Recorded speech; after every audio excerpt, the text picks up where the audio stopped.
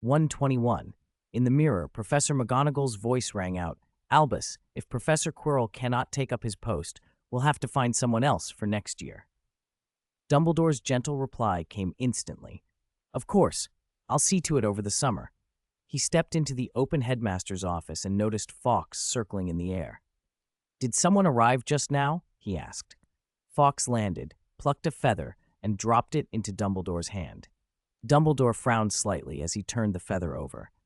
"Vizette has returned?" he murmured. "What does that mean? Celebrating? That doesn't fit him." Fawkes flew toward the mirror of Erised and began circling in front of it again and again. Vizette came to in a dim hall. He lifted his hand without thinking.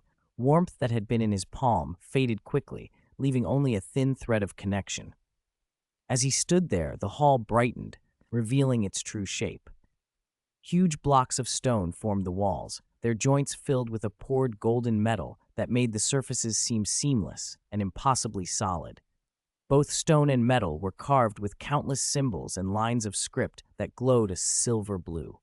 The light pulsed faintly, and the characters writhed like winding snakes as if they were alive. Silver blue light. Vizette stepped into the corner and let his body block the glow behind him, throwing a shadow. He transformed his fingers into Devil's Snare and let the tendrils trail over the carved symbols.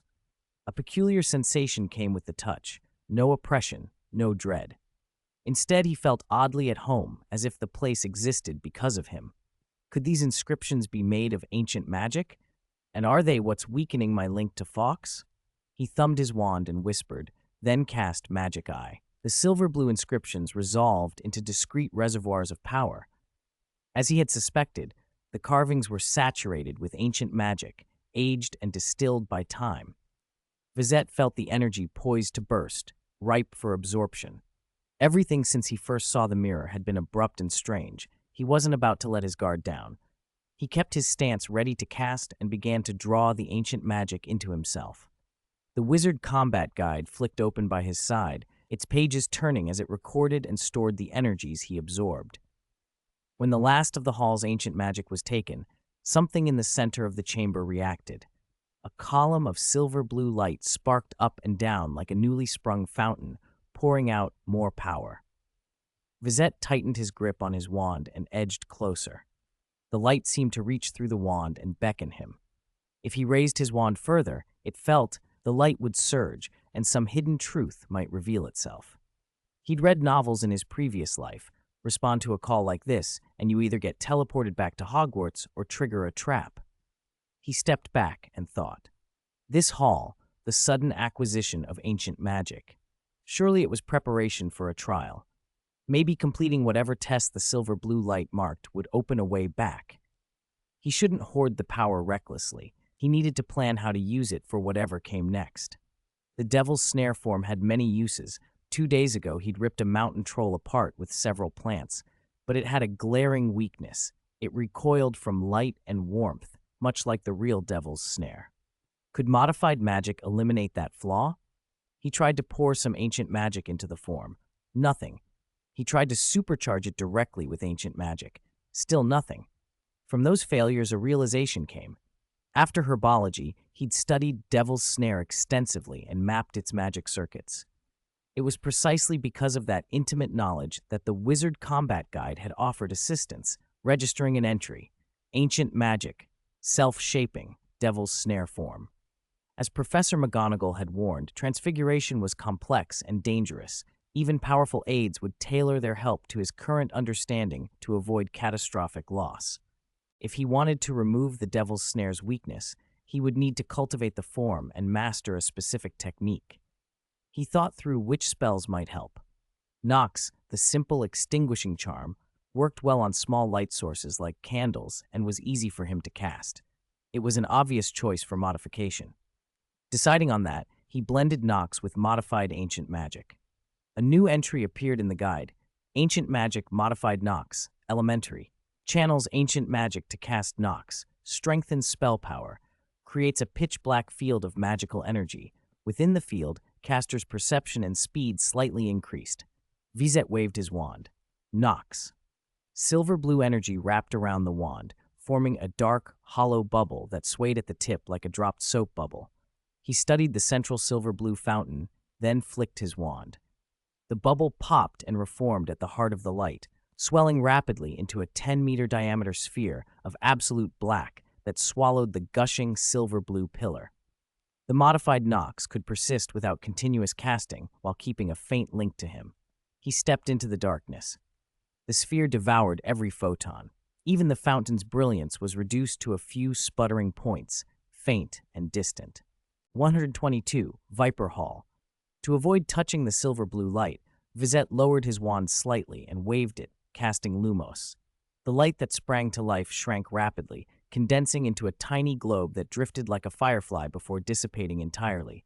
"Since that's the case, let's move," he murmured. The improved extinguishing charm had worked remarkably well. Vizette relaxed, snapped his fingers, and the devil's snare unfurled across the floor. The plant's tendrils enhanced his perception in the pitch-black environment. The improved charm amplified that effect, sharpening his senses even further. He followed the faint silver-blue glow upward with his wand. An armored statue rose from the darkness, and from its base countless venomous snakes poured out in writhing masses. A foul, fishy stench hit him as the serpent surged forward, apparently drawn to his aura.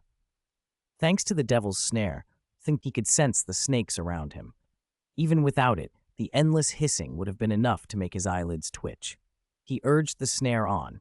It shot forward like a living spear, impaling dozens of snakes and then constricting and crushing others. Hissing, the wet thuds of impaled bodies and the sickening crunch of crushed snakes combined into a grim symphony. Still, the snakes kept coming, layer upon layer. The devil's snare was devastating against large single targets, but against a dense swarm, its advantage dwindled. To make the plant truly effective would require constant mental focus, and did not know how many more trials awaited him. Conserving strength was crucial. He looked at the night statue, understood it was the source, and knew he had to destroy it or the snakes would never stop. He shaped the devil's snare into a conical spear and thrust it at the statue. Instantly, the snakes leapt up and formed a living shield, a writhing wall of flesh that absorbed the attack. The statue seemed to have a mind of its own. The speed and number of snakes pouring from its base increased. Within a meter of him, the ground was packed with snakes. Vizette wrapped the devil's snare around his body to form a crude but solid vine armor and thought fast. Most of the dark arts Quirrell taught were single-target curses, useless against a remote statue behind a moving shield of serpents. Long-range attacks would be blocked. He had to get close and strike directly. The improved cutting charm would do the job, both functional and offensive, and when upgraded, it became a group attack spell. He still had a reserve of ancient magic power, so he decided to cast the improved version now. The Wizard Combat Guide flipped to a blank page, which filled with the description. Ancient Magic, Improved Cutting Charm, Beginner. Channel ancient magic into the cutting charm, enhances power, continues to strike surrounding targets after penetrating the enemy. Clear and simple, Vizette thought. The improved cutting charm had become an area effect attack. The incantation had changed from Defindo to Sectum Sempra. He practiced the motions twice, then struck. Sectum Sempra. He drew a swift horizontal line through the air and thrust the tip of his wand forward. A blade of light shot out, shearing through a swarm of snakes and then violently shattering. The shards kept their momentum and sliced through more bodies. Ironically, the denser the attack, the more devastating the improved charm became. Backed by the snare's protection, he pressed the advantage, cutting a bloody path until he stood before the knight statue. He separated several vine strands from the snare, wove them into the shape of a hammer, and slammed it into the statue. The knight exploded in a blinding flare of silver-blue light, but the brightness was swallowed almost immediately by the pitch-black bubble that hung in the corridor, absorbing the radiance. Magic must be bound up in those silver-blue lights. As the light scattered over the floor, every snake that brushed it leapt into the air and coalesced into a long, writhing strip of flesh. The thing twisted and lengthened until it became a giant snake in an instant, a rune spore. It looked younger and moved with uncanny speed. It lunged with a gaping maw aimed for Vizette. He slammed the devil's snare up as a shield and blocked the bite.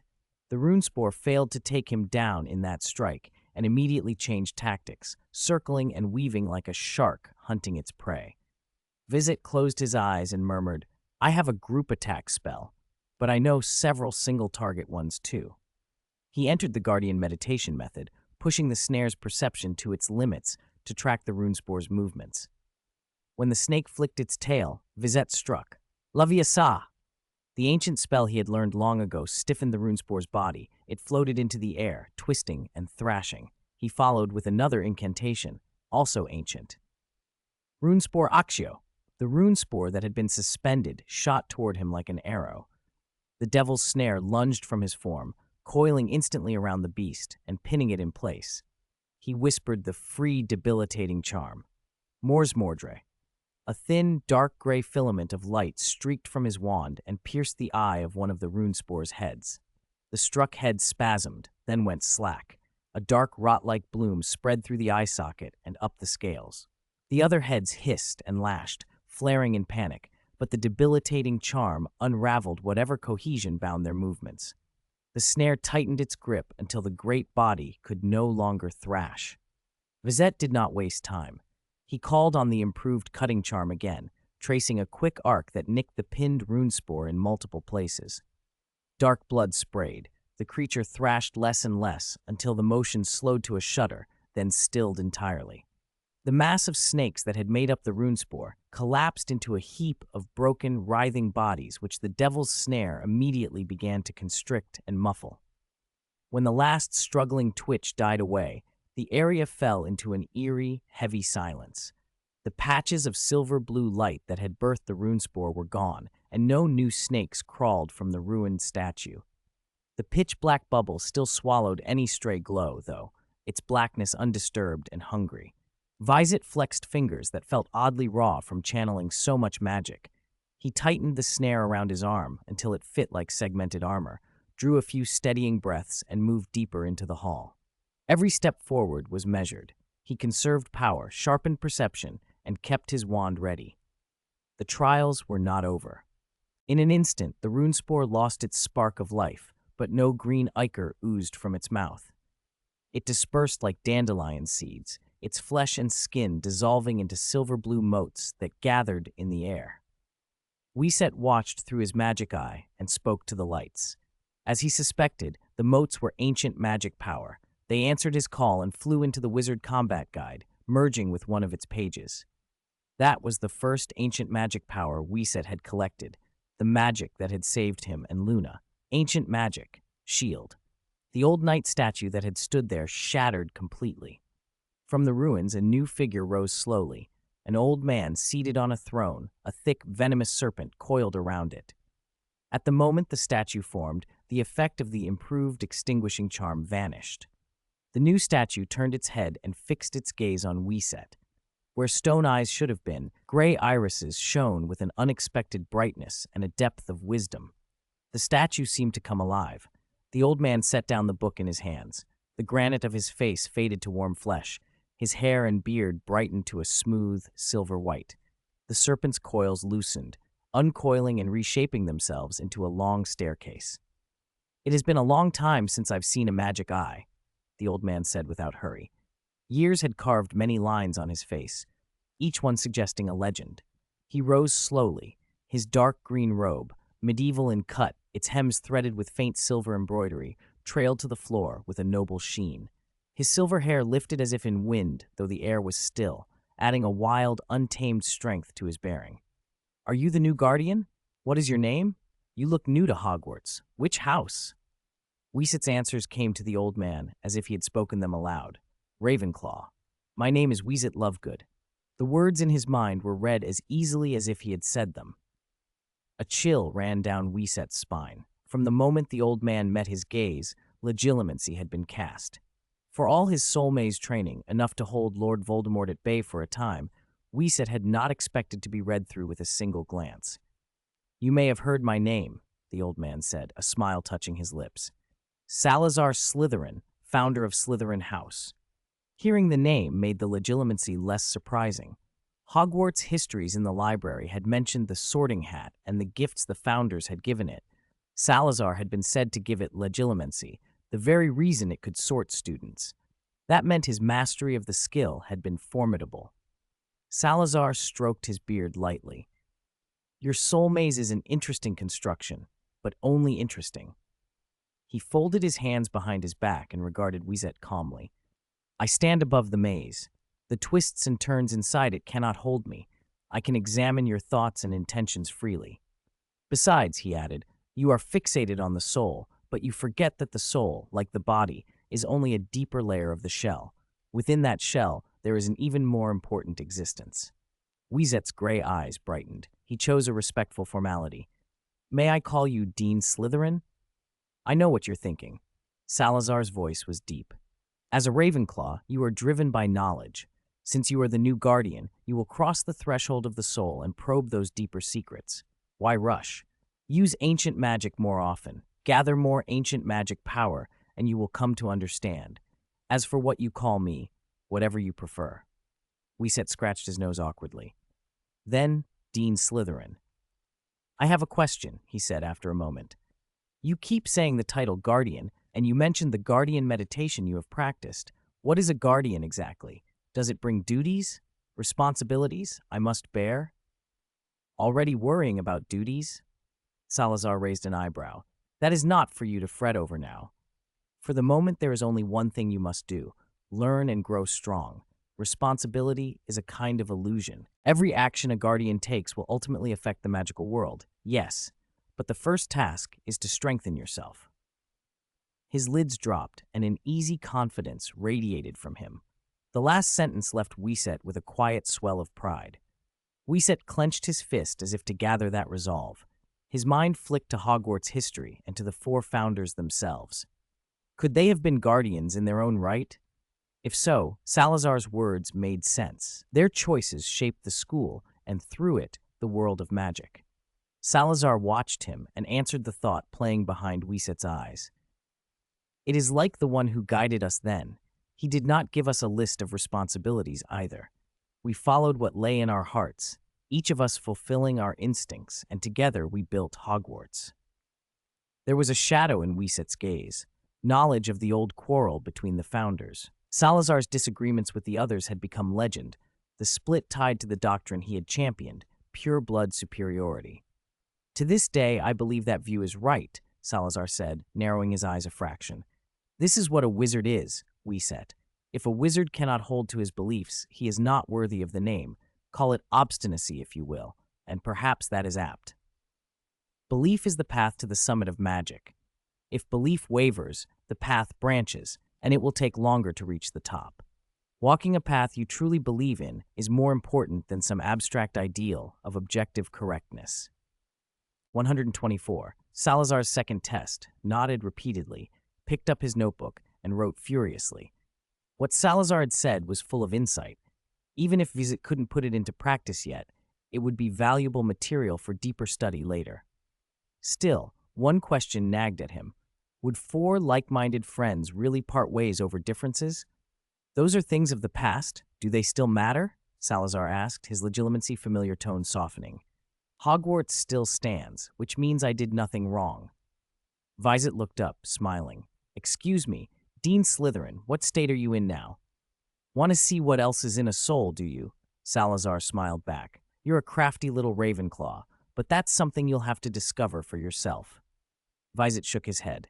Sorry, I was just curious. You passed the first trial cleanly, Salazar murmured, which is good. Since that's the case, I'll give you a reward. Vizette's eyes brightened. He clasped his pen and notebook like a supplicant. Dean Slytherin, thank you. Hogwarts, Salazar whispered as if savoring the word. It's been a long, very long time since anyone called me Dean. You're not ordinary, he added, studying Vizette. Through the shell of the soul, I sense something unique in you. Whoever gets close to you tends to open up. You must be popular at school. Vizette shook his head modestly. Maybe I'm just lucky. The professors are kind to me, and most classmates are too. Is that so? Salazar cleared his throat, adopting a professor's air. A small question, then. Suppose I had a box. He snapped his fingers, and a wooden box carved with serpents appeared, a small lock gleaming on it. The lock on this box can only be opened by me, no one else. So can you confirm there's a billywig inside? A billywig? Vizette frowned. Dean Slytherin, do you want me to split hairs? You expect me to be certain of that? Of course. Salazar's appreciation showed. Ravenclaws love to think. Ponder as long as you like. Vizette thought for a moment. Unless you open the box, I won't believe there's a billywig inside. Salazar's appreciation deepened. He waved, the lock clicked, and he opened the box. He peered inside, closed it, locked it again. What if I tell you the billywig is beautiful, glowing like jade? I still wouldn't believe it. Vizette shook his head. Salazar stroked his beard.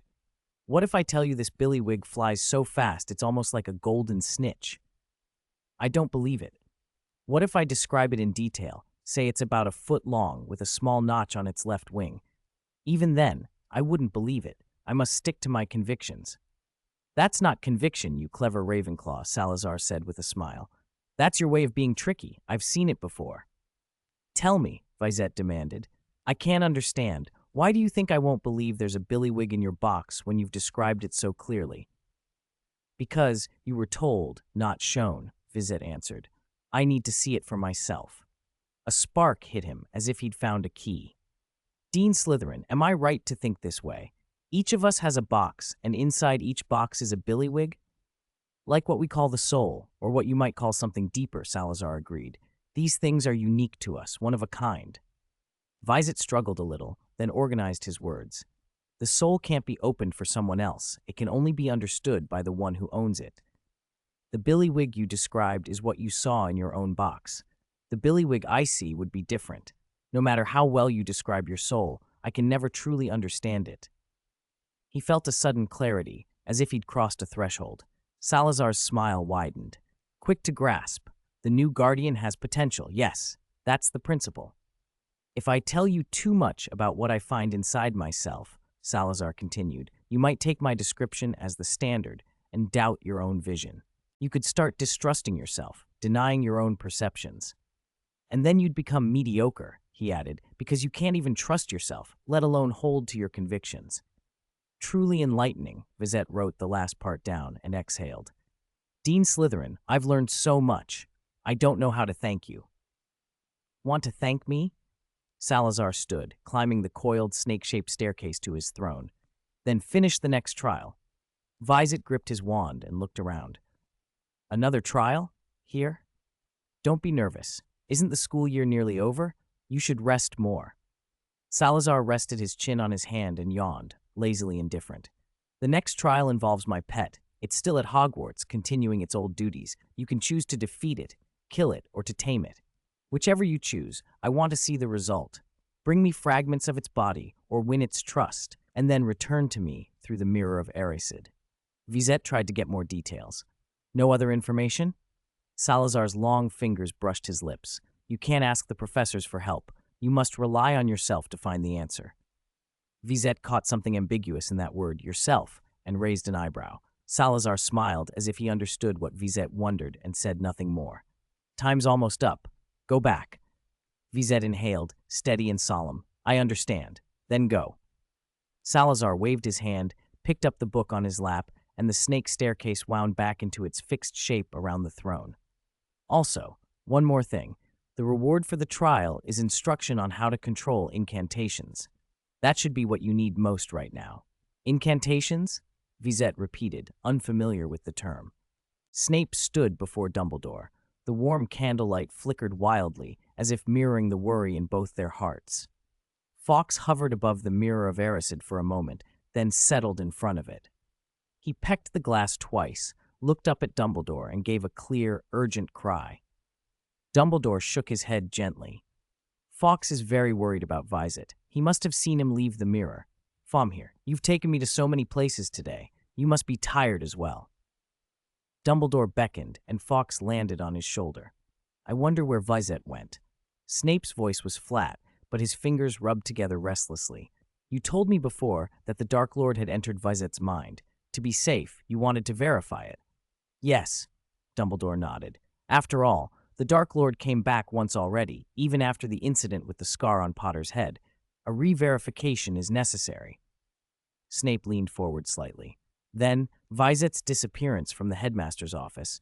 Was it intentional or an accident? Dumbledore answered quietly, both. When it comes to Lord Voldemort, I generally only trust what I can see with my own eyes.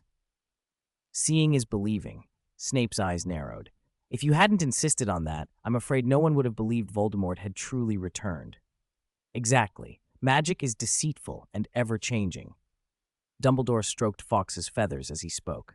I wanted to see Vizette before the Mirror of Erised for myself, to determine whether Voldemort was in his mind, whether he had disguised himself. But an accident occurred. This mirror is more mysterious than I imagined. More mysterious? Snape did not turn to look at the mirror. Apart from reflecting people's foolish illusions, what else can it do? Some subtler magic. Dumbledore's fingers lingered on Fawkes. Otherwise, why would it be able to show each person's innermost self? Both men fell silent. They were both skilled occlumens, and yet the Mirror of Erised had shown them visions of their deepest desires. Dumbledore pushed the conversation back to its center. Fawkes still has a connection to Vizette. If Vizette left the school, it means that Lord Voldemort has possessed Vizette, Snape finished, voice low and dangerous. But Vizette hasn't fled. If he'd been possessed, he would have behaved differently. Exactly. Dumbledore's nod was grave. Fawkes tells me Vizette is in the mirror, a place I cannot reach through ordinary magic. Fawkes glanced at Snape and gave a small, almost human nod. A place even you cannot go. Snape stroked his chin. Is that good news? Does it mean Vizette has somehow become worthy of entering the mirror? Perhaps, Dumbledore sighed. Severus, go back for now. Whatever happens, good or ill, I will inform you. Snape rose, gathered his robes, and left. When the door closed and his footsteps faded, Dumbledore let out a long, weary sigh. The weakening of Fawkes' connections suggested the place Vizette had gone was not simple. It was dangerous. He knew that location might only be accessible to guardians, and even so the thought filled him with anxiety. He looked out the window, through the dark sky, and his mind drifted to a past he preferred not to revisit, Godric's Hollow. Once, because of an accident, his life had been altered. Now history seemed to be circling in a disturbing way. He had not intended any of this, but events had twisted toward an outcome he feared. Dumbledore sat from dusk deep into the night until the pale moon hung high, and the lines of fatigue and worry on his face deepened. Fawkes pecked at the Mirror of Erised from time to time and let out plaintive cries. We'll find him, Dumbledore murmured, voice barely above a whisper. Then, for the first time since its appearance, the Mirror of Erised pulsed and began to glow with a silver-blue light. In the mirror world, Salazar's voice echoed like stone. Geis, Jizz, an interesting imprint. The statue of the founder raised a finger and tapped his temple. If you wish to learn, then find my pet. Regarding what happens here, if anyone inquires later, you may reveal my name and no more. Go, return now. As Salazar spoke, the painted wall behind Vizette shimmered. An impossibly tall mirror unfolded from the surface. I'll do my best, Vizette called, waving. Farewell, Dean Slytherin. Before the words left his mouth, the statue had reverted to cold granite, as if the teaching dean had never existed. Vizette pressed the notes he had taken to his chest and felt relief at seeing his own handwriting, proof that none of it had been a dream. Time to go back. Headmaster Dumbledore and the professors will be worried. He folded the papers into the inner pocket of his robe and stepped through the tall mirror, returning to the headmaster's office. Candlelight warmed the room, and Vizette realized how long he had been gone. Instead of exhaustion, he felt unexpectedly refreshed, and he read over his notes once more with ease. Vizette! Dumbledore hurried forward and scanned him from head to toe, probing with his wand before finally exhaling in relief. You're all right. You went to another place through the mirror? What happened? Dumbledore's concern was steady, but at some point he had glanced inadvertently into the Mirror of Erised. Whatever he had seen made his body tremble. A sorrowful longing shadowed his face. His eyes were strangely red. He blinked hard, and then, as if to steady himself, led Vizette to a chair. Noticing the headmaster's reddened eyes, Vizette asked cautiously, Headmaster, are you well? Are you tired? Perhaps I should come back tomorrow. I'm a bit tired. Dumbledore's voice was hoarse and soft. Some candy would help. Dumbledore unwrapped a lemon sherbet, popped it into his mouth, and chewed slowly. His voice came out a little muffled, as if he were trying to chew away the complicated feelings in the room. Vizette, do you know the name of this mirror? The Mirror of Erised? Vizette answered. Salazar had already told him the name. It seems a lot of interesting things happened on the other side of it, Dumbledore said without the least surprise. How about I tell you about the Mirror of Erised first? It's a magic mirror, Dumbledore went on. It doesn't show your reflection. It shows your heart, your deepest desires. It's rather marvelous. My deepest desires? Vizette murmured, thinking of the 3 scenes he had seen. None of them looked like anything he would call his heart's desire. What did you see? He wanted to ask, but when he noticed the reddened eyes and that peculiar, sorrowful look in Dumbledore's gaze, he kept the question to himself. Dumbledore cleared his throat and laced his fingers together. Besides reflecting desires, that mirror can also serve as a passage.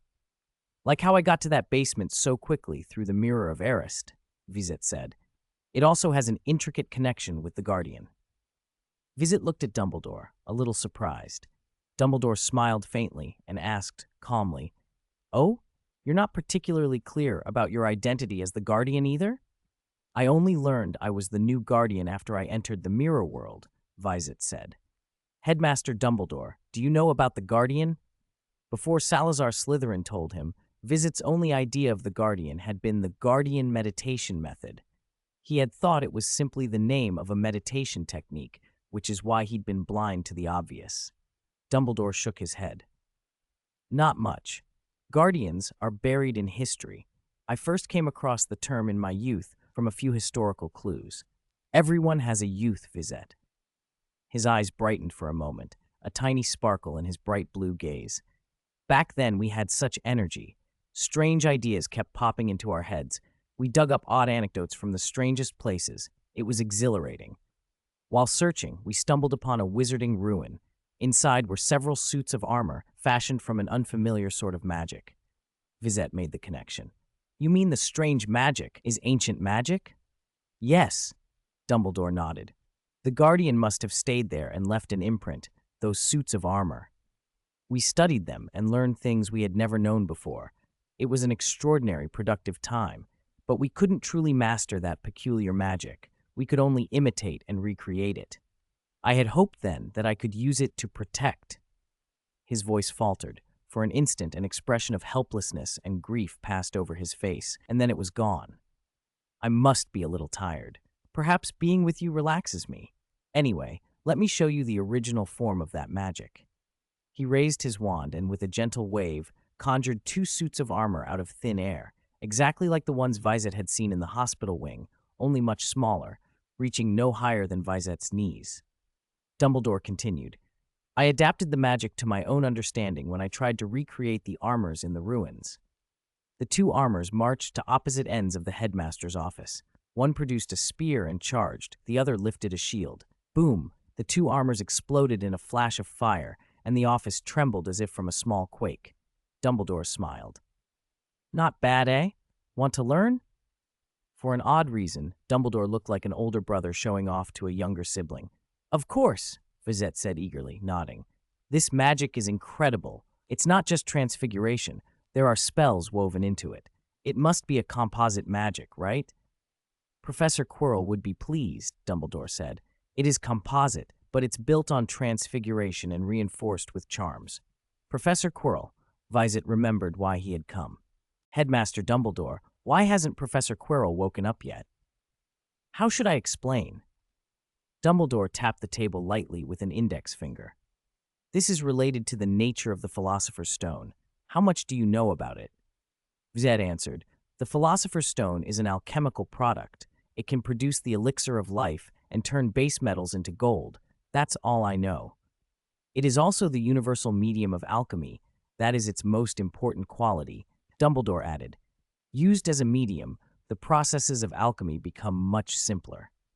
You may think that's irrelevant trivia, he went on, but when I placed the stone into Professor Quirrell's chest, I was actually performing a kind of alchemy. Vizette's face went pale as he put the pieces together.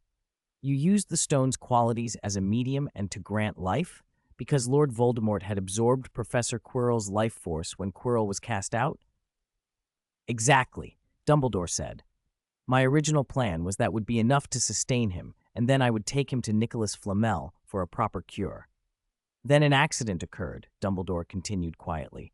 Choices matter more than ability. After Quirrell chose to save you again, his soul was purified.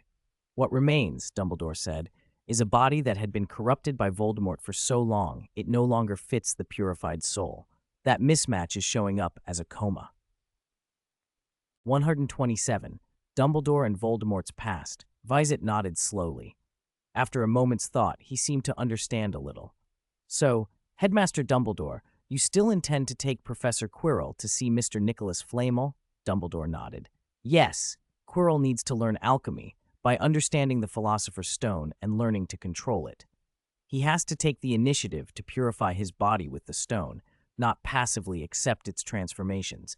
Passive dependence would be very dangerous. Vizette asked quickly, Headmaster, what's the difference between the two? Let's use Baruffio's brain elixir as an example. Dumbledore blinked.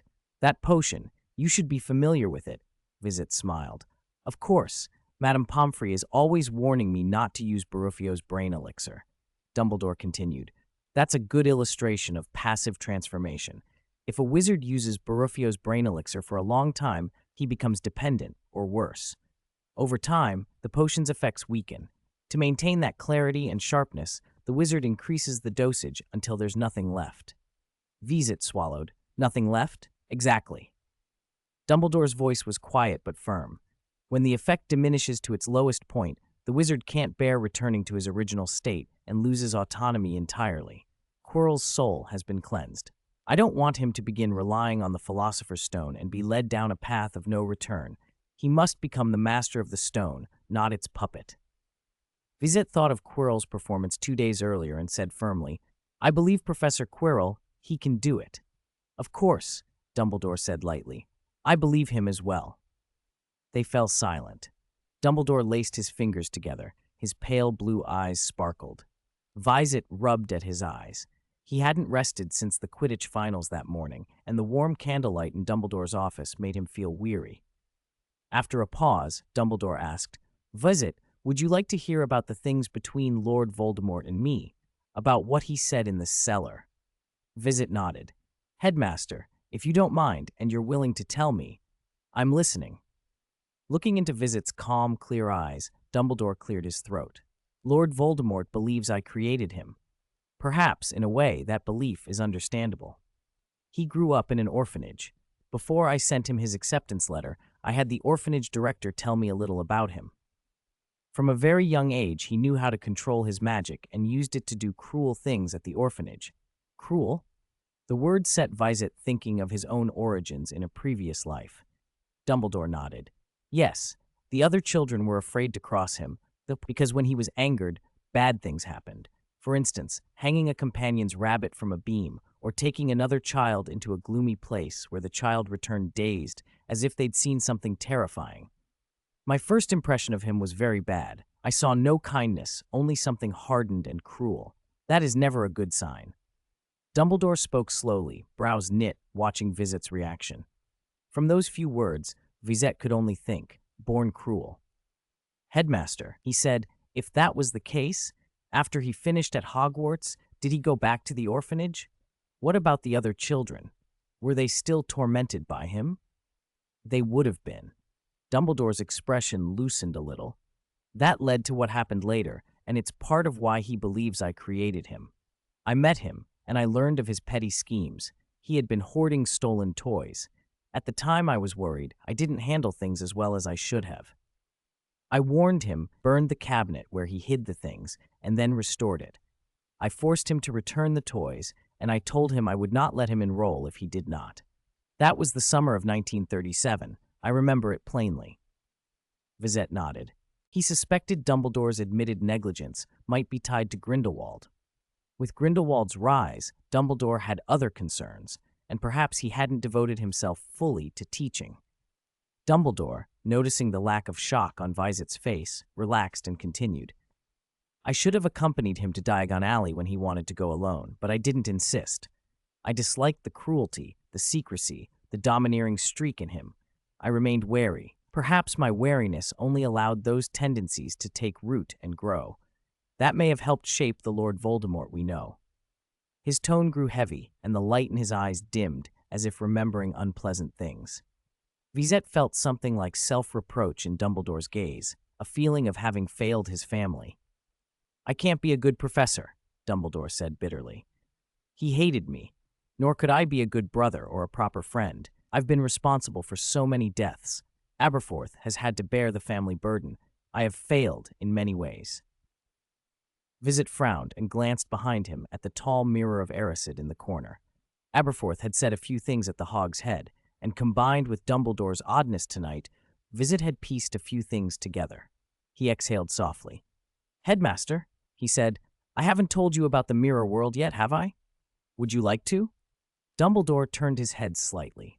When he blinked, he managed to avoid looking directly at the mirror. Vizette nodded. "There was a respected guardian in the mirror world who taught me one thing. No matter how eloquent a narrator is, we can never truly understand another person's experience. The narrator's experience, only he knows its joy and pain most clearly. That is why you and Professor McGonagall let me come to understand my soul on my own. Each person's soul and each life is unique. 128, do I have this honor?" Dumbledore nodded gently, his clear blue eyes unusually bright. "It's wonderful that you understand that."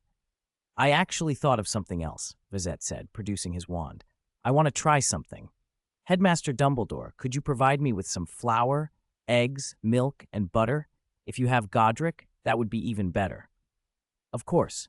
Dumbledore tapped the table, and within moments all the ingredients lay neatly before them. "I've always tried to recreate the taste of that bread," Vizette murmured, studying the array. "Coming back from the mirror world taught me one thing. No two experiences are exactly the same. I can't copy that bread perfectly. What I must do is create my own flavor, my own spell, based on what I've lived through." He waved his wand and spoke softly, rhythmically. "Wingardium Leviosa, flour rise, milk and butter come, eggs answer the call and bind into a ball." The ingredients floated, gathered, and began to form a dough. Vizette continued, shaping the air with the cadence of his words. "Shape and twirl, loop and fold, Godric lend your essence, flavor true and bold." Under his magic, the dough smoothed and stretched, the movement growing more confident. Threads of something bright, Godric whatever it was, glinted like green sparks within the mass. As he worked, Vizette felt no awkwardness, no fumbling for words. The spell flowed naturally, and with it came a rare sense of freedom. When the dough was ready, he raised his wand higher. It leapt and spun in the air, sometimes clumsy like a bludger, sometimes darting like a golden snitch. Dumbledore watched with amusement, his eyes dancing. "Headmaster, could you please help me?" Vizette wiped sweat from his brow. The dough was expanding under the magic's influence. Dumbledore's voice softened and went a little hoarse, as if recalling something old. Do I have this honor?" Vizette broke into a bright smile. "Headmaster, should I be honored to ask for your help? You're the first person in this world to help me." "My achievements this year come thanks to all the professors," Dumbledore answered. "Without them, I wouldn't have learned so much." He inclined his head with an impeccable courtesy. "Gladly." He waved his wand and conjured a steady, fiery orange incendio. The flame licked the air beneath the dough and wrapped it in heat. The dough stretched and swelled, taking on a new life in the blaze, like a phoenix changing through fire, transforming in texture and memory. The memories of the year seemed to burn away impurities, leaving something purer behind. As the crust crisped with quiet, appetizing crunches, a warm, savory onion aroma rose and filled the office.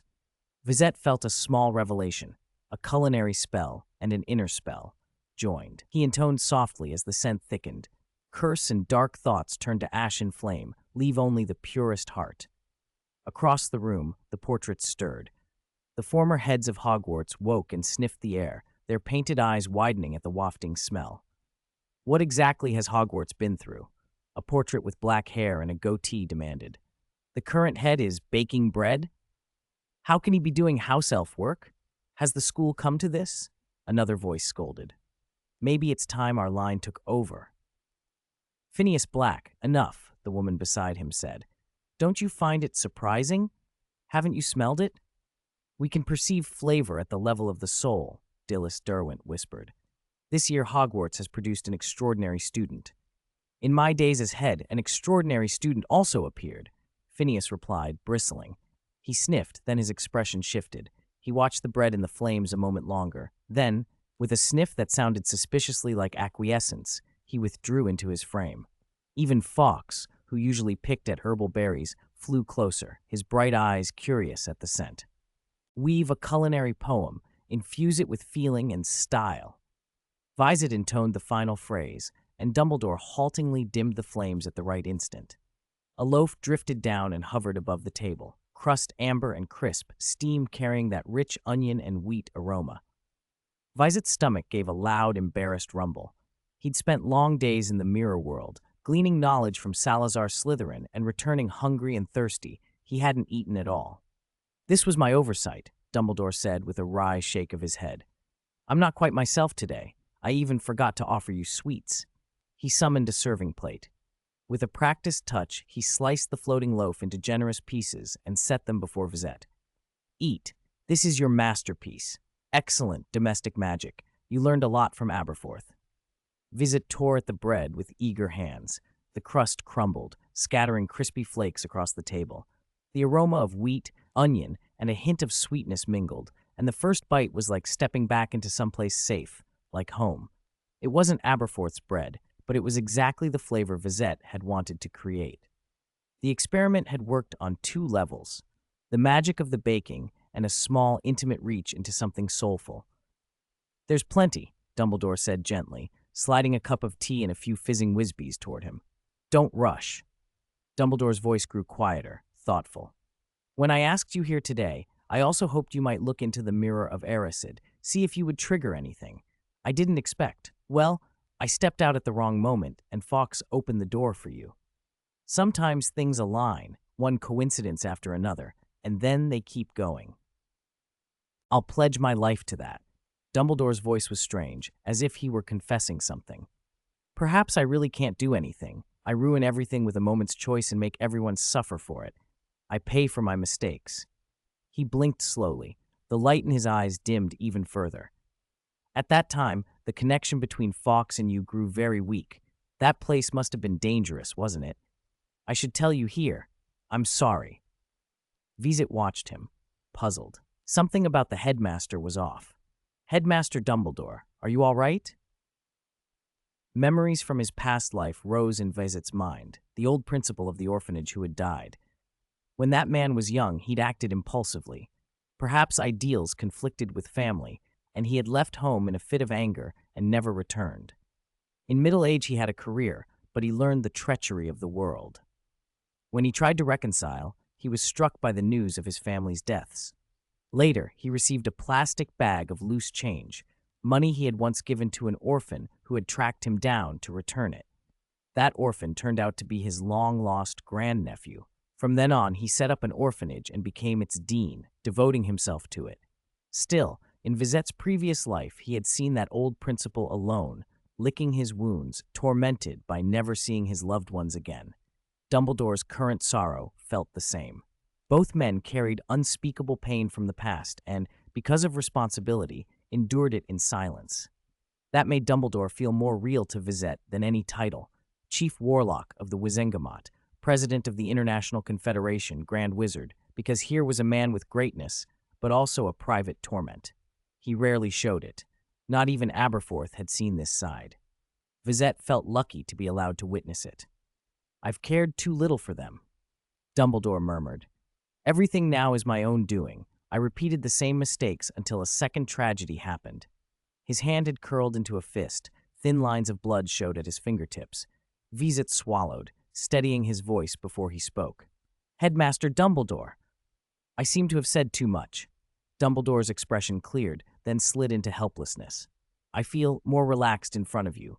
Perhaps because, over the past decade or so, I've received many Christmas gifts, but only your gift, a box of colorful sweets, was one I truly loved." He glanced up at the pitch-black night. "It's getting late. You must be exhausted. Go back and rest." Vizette shook his head slowly. "When I was staying at the Hog's Head, I watched duels. Before a duel, they always provoked one another, meant to disturb the opponent's mind. Headmaster, that's all Voldemort was doing to you, trying to disturb your thoughts. Perhaps I was. Dumbledore's tone was full of self-reproach. If Harry hadn't been protected, if you weren't the guardian, perhaps Harry would have died by the killing curse. Perhaps Voldemort's plan would have worked and he'd have gained the Obscurus he wanted. I never wanted to involve you two. Vizette interrupted. Those are only suppositions. Harry is safe in the hospital wing, and I'm still here. You were not the one who drew us in, Dumbledore admitted. Voldemort coveted the Obscurus from the beginning. He had Quirrell teach me, perhaps to make the Obscurus lose control. I don't understand everything about Harry's situation, but if not for Harry, someone wouldn't have fallen more than a decade ago. I think he must hate Harry with everything he has. You need rest, but so do I. Dumbledore interlaced his fingers and looked nervous. From the few words Mr. Aberforth let slip, I can feel the weight you carry. What did he tell you? Dumbledore asked. Vizette chose his words carefully. Not much. He mentioned Credence, then, well, he cursed you a few times. Harsh words. Dumbledore breathed out, surprisingly relieved. That's him, always blunt. Vizette pushed the plate of bread toward him. Headmaster, you should eat. I can't claim to understand everything you've been through, but I want to offer a small, insignificant bit of support, like this bread. Like that night, you were the only one who believed me. We are all human. Imperfection shouldn't make us live as sinners, tormented every day. Thank you, Vizette. Dumbledore's voice was hoarse and on the brink of breaking. I should be thanking you. After a day of turmoil, Vizette could feel sleep coming and let out a long yawn. Headmaster, I'm going to rest now. Good night. Good night. When Vizette left, Fawkes landed on the table and stared at the crumbs, considering whether to peck at them. Dumbledore picked up a warm piece of bread from the empty place and took a cautious bite, chewing with care. Tears blurred his vision. Clear lines ran from the corners of his eyes and down his face. He stood and walked to the mirror of Erised. He did not avert his gaze. There was no longer only sadness, but a softness, a tenderness for family and loved ones. With bread in his stomach, a faint smile touched his lips as he sang softly, "Merry Christmas." Sometime later, Snape burst into the headmaster's office, his face severe. Vizette seemed to have returned. He wasn't possessed by the Dark Lord, was he? Dumbledore had settled back into his chair, composure restored. Are you still watching the 8th floor? Snape pursed his lips. It's his owl, like its owner, delivers letters if there are any, comes to learn if there's knowledge to be had. An apt summary, Dumbledore smiled. And there's good news. He wasn't possessed by Voldemort. He went to a particular place and had an unforgettable experience. Unforgettable? About the mirror's magic? Snape asked, frowning. Yes, you'll understand if you try it. Dumbledore pushed the plate forward. Voldemort can't do these things. Vizette was not possessed. I would stake my life on that. 130, Ravenclaw year. Snape picked up a piece of bread and sniffed it suspiciously. This isn't ordinary bread. It has a faint scent of soul about it. Without the potion as a medium, he can actually transmit soul. He's already crossed that threshold? In his first year? Someone whispered. Yes. Isn't it marvelous? Dumbledore exclaimed. And it's extremely pure, more an expression of feeling than an intrusion of soul. That means we can experience genuine beauty from it, without other complications, another voice added. Dumbledore looked back at the mirror of Erised with a satisfied smile. He will undoubtedly become an exceptionally gifted wizard. Snape nodded, still keeping his distance from the mirror. Before leaving the head's office, he muttered, Not possessed. That's good. Yes, everything is just too good, Dumbledore replied.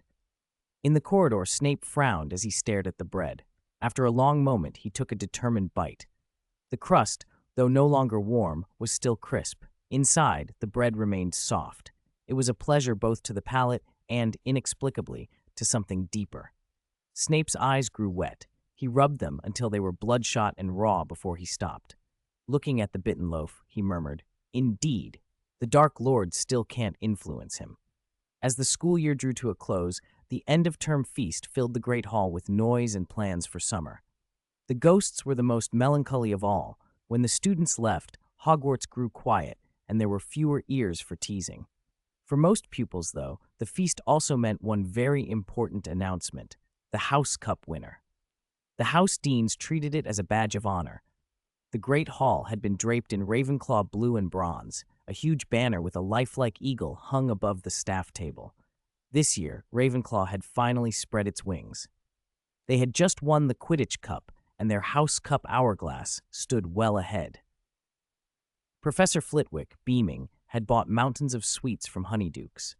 Before the feast began, he sent candies floating into the air so they drifted down in front of the students as they took their seats. He'd even made sure Ravenclaw received a slightly larger variety. Most students unwrapped and savored the treats at once. Only the Slytherins looked sour. They had held the House Cup for 6 years and a Quidditch streak, and this new double crown slipping away stung. Harry, newly recovered, sat dejected. The disappointment spread to Hermione, Ron, and Neville as well. Gryffindor had been docked 200 points for that late-night escapade, plunging them to last place.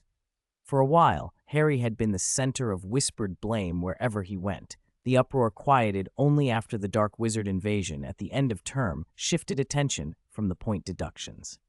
When Dumbledore entered the hall, the clamor subsided. The students stared toward the podium. Vizette was watching too, mostly fixated on Dumbledore's expression.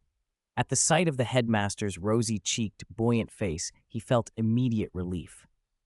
Dumbledore seemed half in holiday already, dressed in a loose, warm orange robe and a matching floppy hat that made him look like a flickering hearth. He caught Vizette's gaze and nodded gently, reassuringly. "A memorable year has passed," Dumbledore called, smiling as the students leaned forward. "I'm delighted we can gather to celebrate. Before we tuck into the feast, we must award the honors. Let me see the current House Cup scores. 4th place, Gryffindor, with 278 points. 3rd place, Hufflepuff, with 376. 2nd place, Slytherin, with 435. And 1st place, Ravenclaw, with 573 points. Ravenclaw erupted in thunderous applause. Hufflepuff and even some Gryffindors joined in. After all, Ravenclaw had ended Slytherin's run.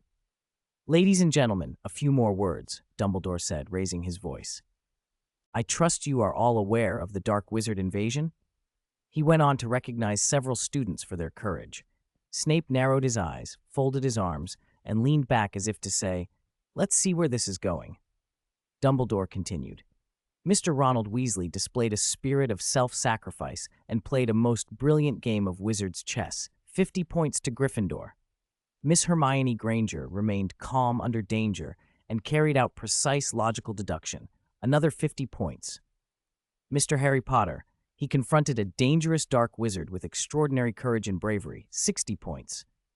Mr. Neville Longbottom showed rare courage in standing firm and persuading his friends, 10 points. The Gryffindor table exploded in cheers. The bonus points catapulted them from last place up to 2nd, and the students hugged Harry and his friends as if they had spent the day on the pitch rather than dodging danger. Dumbledore smiled at Harry, then turned and called out in a clear voice, "Mr. Luna Lovegood." 131. Trelawney the unpredictable, Dumbledore bellowed. He showed remarkable wisdom and fearless courage against a dark wizard, saved a professor's life, and earned 100 points for Ravenclaw. When he finished, he drew his wand in a sweeping gesture. The eagle banner unfurled and sprang to life, blooming into a real eagle that filled almost the entire ceiling. Its keen eyes and distinct feathers were unnervingly vivid. With a display of masterful transfiguration, Dumbledore sent the eagle circling the great hall once before it burst into a shower of sweets. Chocolate frogs rained down. One landed squarely in Vizette's palm. He looked up just in time to see the headmaster wink and lift a finger in a quiet shush. On the day they were leaving for the summer, the final exam results were posted. Vizette had, without question, taken 1st place in his year. Receiving outstanding marks in other subjects was barely surprising. What made the headlines was that Snape had given an outstanding to Vizette. Outside a very small handful of Slytherins, no one from the other houses had ever received that from Professor Snape. The Slytherin students were curious enough to try and find out why, but were rebuffed at the potions classroom. According to Filch, Snape had slipped out of the castle early that morning to begin his summer holiday. Vizette went to the hospital wing one more time, hoping to try the purging and cleansing charm on Quirrell. Dumbledore was there. his satisfaction easy to see. "I knew you'd come," the headmaster said. "I've checked with Madame Pomfrey," Vizette answered, drawing his wand. "Professor Quirrell still hasn't woken. I thought, perhaps." Dumbledore nodded. "The magic that protects someone often goes beyond our understanding. I asked Madame Pomfrey if I might be left alone with Quirrell for a short while." "All right, I'll begin." Vizette traced a graceful S through the air. "Dirt, be gone." The wand gleamed silver blue.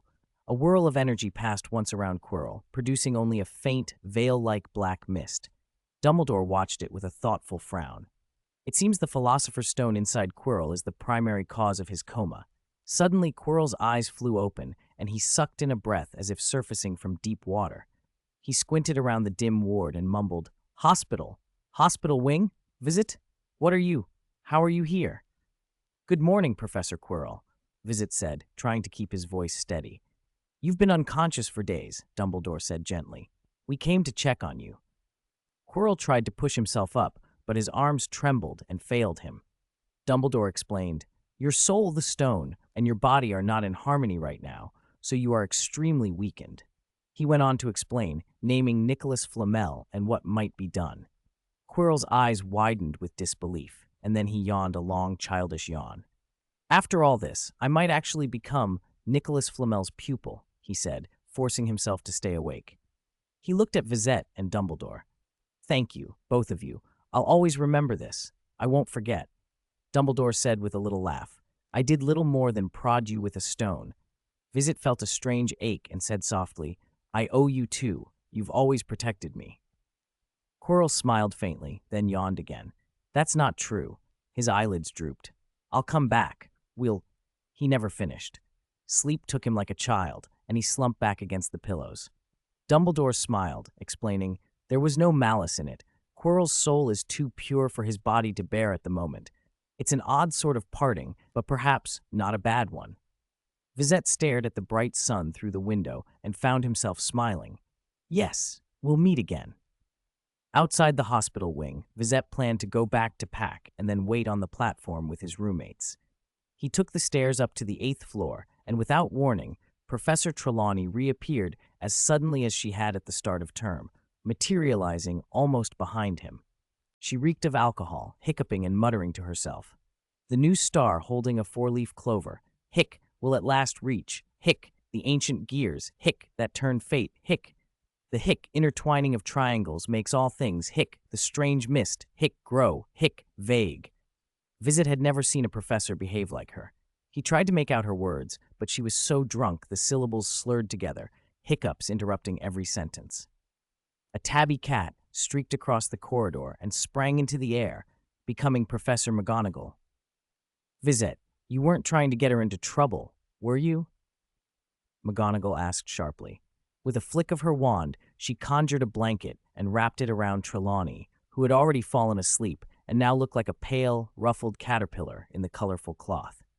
McGonagall tapped a distant suit of armor, which clanked over and plodded off down the hallway, bearing the caterpillar on its shoulder. "She's always so troublesome," McGonagall sighed, maternal concern written on her face. "It doesn't present well for the students to see." Once the armor and Trelawney had disappeared, McGonagall turned back to Vizette. "Come with me. Let's find an empty classroom and have a good talk about your transfiguration." They hurried along the corridor and found a classroom with its door standing wide. Inside the room, a jumble of noises clattered. The floor was strewn with chalk stubs, paper scraps, and broken plaster fragments from model statues. A strange, humming voice echoed above them, and a humanoid figure floated directly under the ceiling, sketching in chalk and crooning an odd nursery rhyme. "My playmates, my little friends, have all put on their invisibility cloaks, leaving me here, unable to sing a merry song even to this broken junk." The figure drifted, chalk trailing behind it, and the tune was more irritating than pleasing. Peeves looked like a spirit, but unlike the solemn, pearly-white ghosts, he was loud, garish, and absurd. He wore clownish, brightly colored clothes with a tie and a round hat, yet somehow kept open-toed slippers. His face was comical, a little like the cat bus from My Neighbor Totoro. He spotted Vizette and the others, grinned, and let out a high sing-song cry. "Whoa, whoa, whoa, who's coming here?" Oh, it's our Professor McGonagall, still not letting students go even though it's holidays. The little lions will cry. Ah, it's actually a little eagle. Professor McGonagall shook her head, tapped her wand, and said, Reparo. She first restored the messy classroom to its proper order, then addressed Peeves. Please leave this room and give me some quiet. Peeves's grin widened until it looked almost feral. He chuckled, put his hands on his hips, and swaggered back and forth in front of her. Oh, and why should I listen to you? Clang, clang. The sound of chains echoed through the empty room. A gaunt, pallid ghost drifted in, the bloody Baron, his robes ragged and splashed with a silvery stain that seemed to flow. He glared at Peeves, rattling the shackles on his arms, and boomed, Peeves, so you're here. The Baron's presence silenced Peeves instantly. Oh, my Lord Baron, Mr. Baron, sir, Peeves stammered, terrified. How did you get here? To settle accounts, the Baron growled, moving slowly toward him. Peeves panicked, and after a frantic look around, his body winked out. Only his hat hung in the air for a heartbeat before a hand shot out, grabbed it, and the hat vanished along with him. Peeves's voice floated away, faint and anxious. My Lord Baron, I have things to do, so I won't bother you. Peeves respects the bloody Baron greatly, Professor McGonagall said, and with a quiet flick of her wand, the Baron too dissolved into mist. You still have to catch the train, so we must hurry. Vizette blinked. Professor McGonagall, is this about something important? The practical exam for the end-of-year transfiguration won't be difficult for you, she said, as a box of chalk floated into her hand. I've seen your work in a study of advanced transfiguration. I assume you've tried more difficult transfigurations? Vizette's eyes lit up. Would you like me to demonstrate? Of course, she replied. That snuff box in the exam was brilliant. I want to see what other surprises you have. Vizette took his wand and looked at the chalk. Until now, his best work had been with vine-like plants, a result of his studies of Devil's Snare, but he'd already shown that. He needed something different. The animal deconstruction diagrams in a study of advanced transfiguration had been nagging at him. He could use those. He breathed out, tapped the box lightly with his wand, and said, Transfigure. A deer formed in his mind. The box lifted, the pieces of chalk rose and began to connect. White chalk linked like bone until a simple skeleton hovered in the air. Professor McGonagall's eyes widened and she pushed up her glasses, her mouth tightening. Vizette controlled every motion. The chalk trembled, and then the red chalk broke apart and adhered to the white framework, filling in bone and flesh. 5 minutes later, a Sika deer stood before them. Vizette flicked his wand, and it raised its head, sniffing the air and looking around with gentle, curious eyes. This came from something I picked up in a study of advanced transfiguration, he said, a little embarrassed. I'm a bit rusty, so it took longer than it should, and I have to keep it guided. Its behavior needs constant oversight. Professor McGonagall recovered her composure and nodded. But the essential substance is still a box of chalk. You haven't forgotten the principles from my lectures. Never change the essence of a thing. Very good. She bent and ran a hand along the deer's back. The fur felt unnervingly real. The imitation of the fur is accurate, and you've given it agility. You've touched on the soul level. This is beyond a first year's work. She stood straight again, a smile and a faraway look crossing her face for a moment. Enough showing off. Back to business. Professor Sprout has submitted an application to cultivate mandrakes at Hogwarts. Mandrakes? Vizette said, thinking of the entries in 1,000 magical herbs and fungi. He had the book practically memorized after a year. A dangerous plant whose cry could be deadly, but enormously useful in potions. Fresh mandrake root wasn't common, and both root and leaves were prized ingredients, and, as he knew, mandrake was also important for certain animagus procedures. Professor McGonagall smiled slightly. I thought you might recognize it. Fresh mandrake is rare, and aside from potion making, it's an important material in some animagus processes. Vizette blinked, heart racing. Animagus? There is a lot written about animagi in the library, but most of it is theoretical, she said. The practical details are kept in the restricted section. They're not for ordinary browsing. Transfiguration is the most complex and dangerous branch of magic, she continued. Advanced transfiguration, like animagus, work carries even more risk of accidents. When Headmaster Dumbledore asked me about teaching you, I had my reservations, she admitted, looking at Vizette with a level, appraising gaze. But after that demonstration, my concerns have lessened. Next school year, in my free time, I'll begin to teach you how to get started with animagus training. Consider it a way of adding another layer of protection for you. The Hogwarts Express blew its whistle and clattered into the station. Vizette and his roommates fought their way through the throng, managing at last to duck into a carriage and find an empty compartment.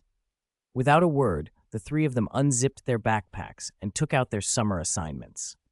Vizette blinked at their synchronized movements and the expectant looks on their faces. "Are you planning to?" he started. "Let's finish the assignments while we're still on the train," Anthony said with a quick wink. "The ride's long. We can't waste precious time." "I'm on Anthony's side this time." Michael put an arm around Anthony's shoulder. "If we get them done now, we can enjoy the summer properly." "Agreed. Me too." Terry and Chris were concise. They grabbed a thick History of Magic textbook to use as a writing surface and looked eagerly at Vizette. He grinned. "You guys worked too hard," he said, producing a sheet of parchment and waving it. "Varying forms," he chanted, touching his wand to the parchment. It shimmered and rearranged itself into a neat little desk that filled the remaining space in the compartment. "To conjure a desk so effortlessly," Anthony applauded at the perfect moment. "This is the perk of an O in Transfiguration." The others joined in the applause, and then they all set to work. It was only their first year at Hogwarts, so the summer work was uncomplicated, mostly review, revisiting what they'd learned that term, and writing a few reflective essays tying techniques and incantations to personal observations. The initial steps, listing spells, syllables, and class notes, were easy enough for Anthony and the others to do on their own, but they relied on Vizette for the higher-level synthesis and conclusions. He had a lot of knowledge tucked away and could add breadth and references to give their summaries some weight. The studious atmosphere spilled into neighboring compartments. A few Gryffindors had gathered nearby, Harry, Hermione, and Ron among them, and watched the group with interest. "This is actually a good method," Harry said with a trace of melancholy. "I suppose when I get home, my aunt and uncle will lock up my things." Like Vizette, Harry lived with other people. Unlike Vizette, he was with relatives who treated him poorly, locked in a cupboard under the stairs and regularly punished. And yet, after a year at Hogwarts, Harry had put on weight and looked sturdier than he had the previous summer. Listening to him, Vizette felt his own homesickness stir.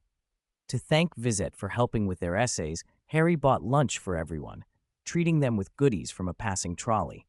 Michael picked up a bag of Bertie Bott's every flavor beans and frowned. "Didn't you say your aunt and uncle aren't good to you? How do you have money to buy all this?" Harry bit into a cauldron cake and managed to smile. "It's pocket money my parents left me. They can't spend it, and it's wizard money anyway," he added. "Might as well use it to treat my friends." It was almost startling how sunny Harry could be despite his circumstances. Michael, impressed, ruffled his hair. "If you ever have an assignment you don't get, come to me, and if I can't answer it, there's always Vizette." Hermione cleared her throat. "I'm still here too," she said primly. In that relaxed mood, the group finished most of their work and drifted into daydreams about a carefree summer. The train whistled again. Platform 9 3/4 was approaching. Hermione carefully put her wand away. "It's a shame I won't be able to practice magic over the summer." School rules forbade casual wand use during holidays. Anthony shrugged. "The rules aren't that strict. As long as there's an adult wizard nearby, you can practice without the ministry stepping in." Ron nodded. "Right. Like Fred and George, we saw them doing magic at home all the time and never got warned." Vizette smiled. "If you want to practice and don't live in a wizarding neighborhood, you could always go to Diagon Alley." Hermione's eyes lit up. "Oh, why didn't I think of that?" "But I can't get out," Harry said with a little sigh, then brightened. "Well, I won't tell my aunt and uncle I can cast spells outside school. Dudley's going to be in for it."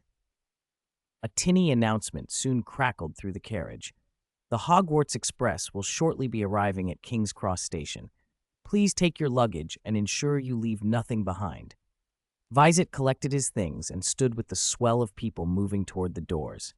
He felt a flutter in his chest and looked up, convinced he caught a glimpse of pale, light blonde hair weaving through the crowd on the platform. He tried to focus, but the figure vanished. Terry nudged him. "Vizette, are you coming? You look distracted." He pressed a hand to his heart. The flutter didn't stop. "I'll wait here a bit. You guys go on ahead." He told himself it was imagination, but the feeling intensified until a cool, soft touch covered his eyes. A voice, ethereal and unmistakable, chimed, "Welcome back." The touch was gone, and Luna, like something half fairy and half girl, had slipped into the compartment. She'd grown a little taller. Her light blonde hair was tied up so her neck showed, and she wore an orange dress patterned with stars. Her face was bright with a delighted smile, and her eyes sparkled the way they always did. "I thought I saw you," Vizette said, smiling in return. Luna nodded. "I had that feeling too, so I hurried over." The crowd flowed fast toward King's Cross. A station guard kept everyone moving in orderly lines to prevent congestion. Vizette hesitated. "Shall we wait here a moment? It should be fine, right?" Luna nodded. "Of course. Dad wanted to wait for you outside, but I wanted to come in."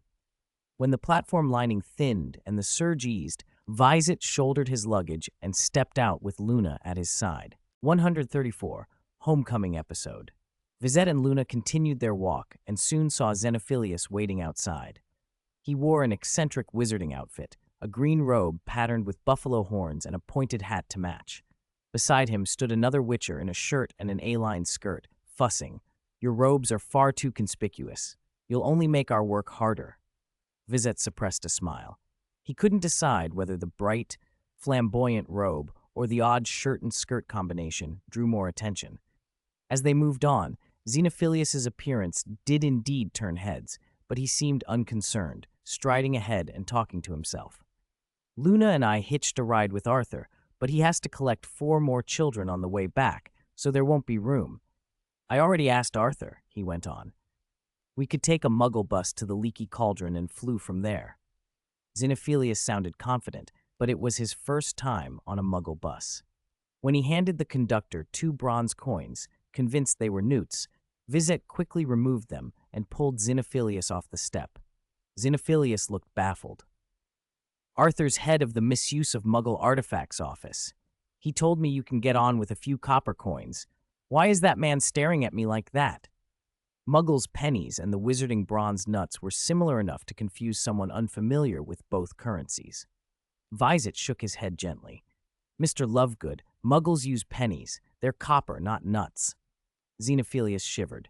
"Then, did I almost break the statute of secrecy? I don't want to end up in Azkaban." "That won't happen," Vizette reassured him. "Mistaking coins is common. How about we take the night bus back to the village instead?" "That's perfect. You've learned so much at Hogwarts. You're so reliable now." Xenophilius beamed at Vizette, then turned to Luna. "What do you think, love?" Luna laughed softly. "Vizette knows the way home better. It's best to listen to him." At Xenophilius's flick of his wand, the night bus arrived with a shuddering lurch. "Flue powder is so cheap," Xenophilius muttered as he paid the fare, wincing at the cost. Even though his family's finances had improved, his frugal habits remained. The bus was full that evening, and every bed was taken. While Xenophilius handled the fare, Vizette and Luna found a window seat. Vizette had only just settled his suitcase when the night bus lurched forward. Luna, still unsteady, pitched backward and fell against Vizette. Instinctively, he braced her arm and ended up sitting on his suitcase, rigid with surprise. Luna's long hair fanned across his face in a loose, fragrant tangle. The faint, sweet scent of a garden filled his nostrils. For a moment, both of them froze. Warmth seemed to spread where Vizette supported her. The suitcase slid and struck a brass bed with a loud clang that made their hearts race. "Passenger, could you please get up?" the conductor groaned. Xenophilius, who had also fallen and somehow landed on top of the conductor, complained, "Couldn't you wait until I was steady? Why so rushed?" Vizette's tongue stumbled. "That was rather frightening. Are you both? Are you all right?" Luna hummed and then, as if waking from a dream, moved away to grip the windowsill and stare out into the dark.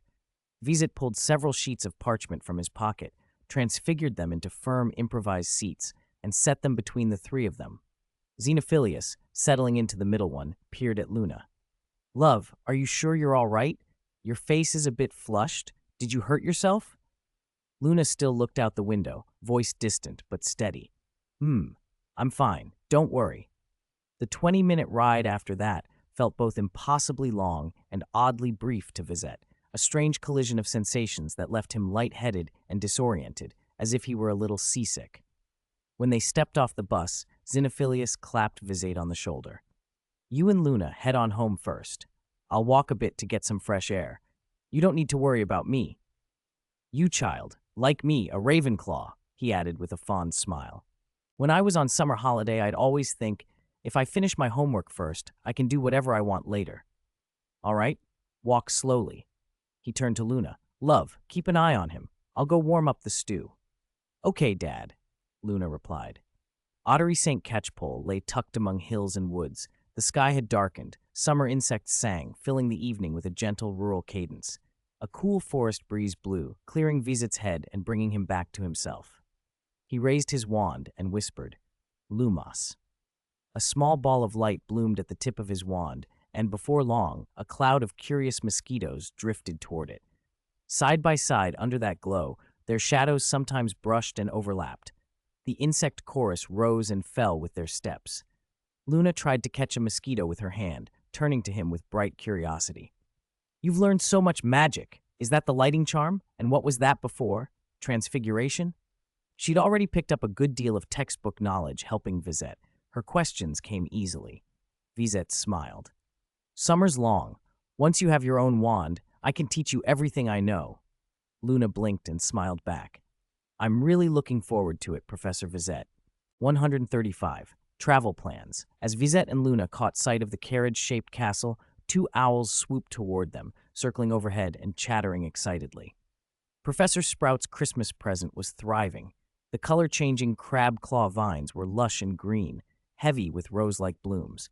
As they passed, the vines swayed as if greeting them. No wonder so many wizards grow crab claws. They look so lively, Vizette said, picking up a watering can and sprinkling the soil. The vines rippled in response. Luna reached through the leaves and stroked a bright red flower. They're lovely in spring, too, so pink and pretty. Inside, a new fresco had been added to the first-floor wall. Broad swathes of grass-green paint and a fine brushwork outline of a wind-swept lawn that stretched into a sun-drenched farmhouse. A golden sun hung high over the scene. Scattered sheepdogs and lambs lounged about, making the picture feel both tranquil and alive. Xenophilius, apron on, carried a steaming pot of stew to the table. How are you feeling? If you're really not well, shall I bake you some bread? He asked. Vizette shook his head. After being in the open air, I feel much better. I'm a bit hungry, though. If you're hungry, you're fine. Come and eat, Xenophilius called.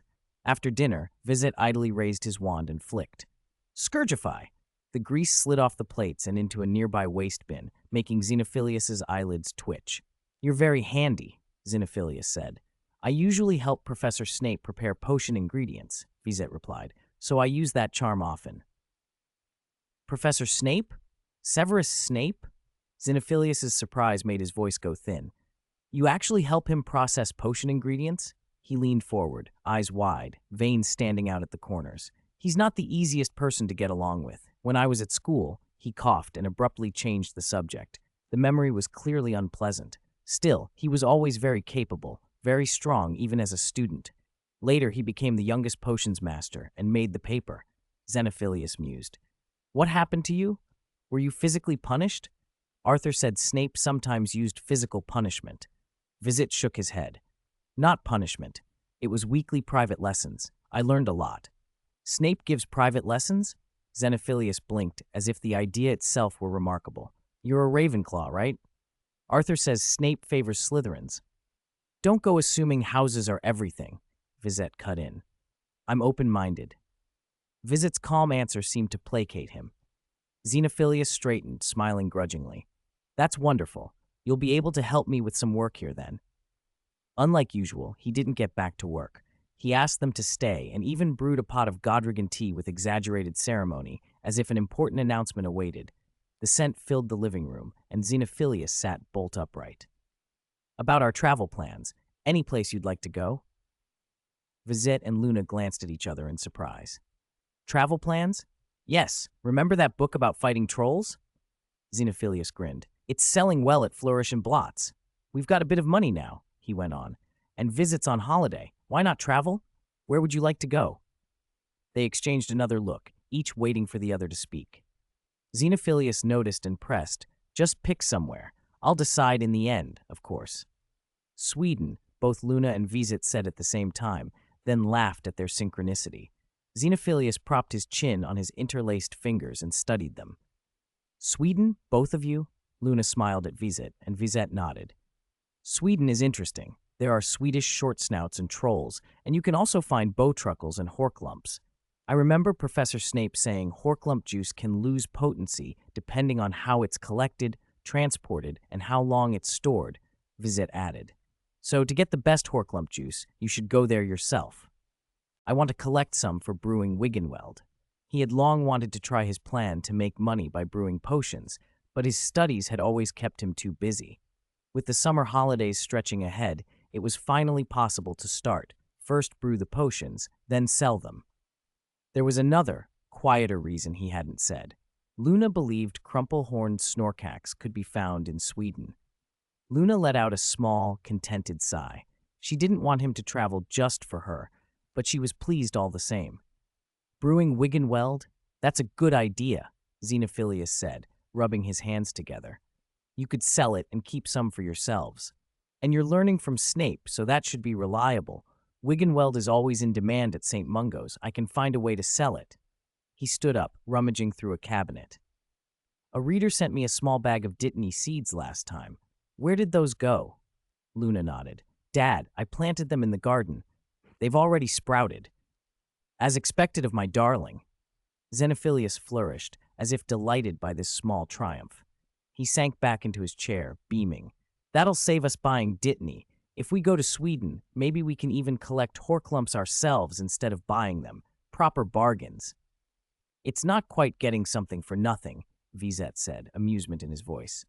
Xenophilius waved a hand. We'll sort the accounts properly.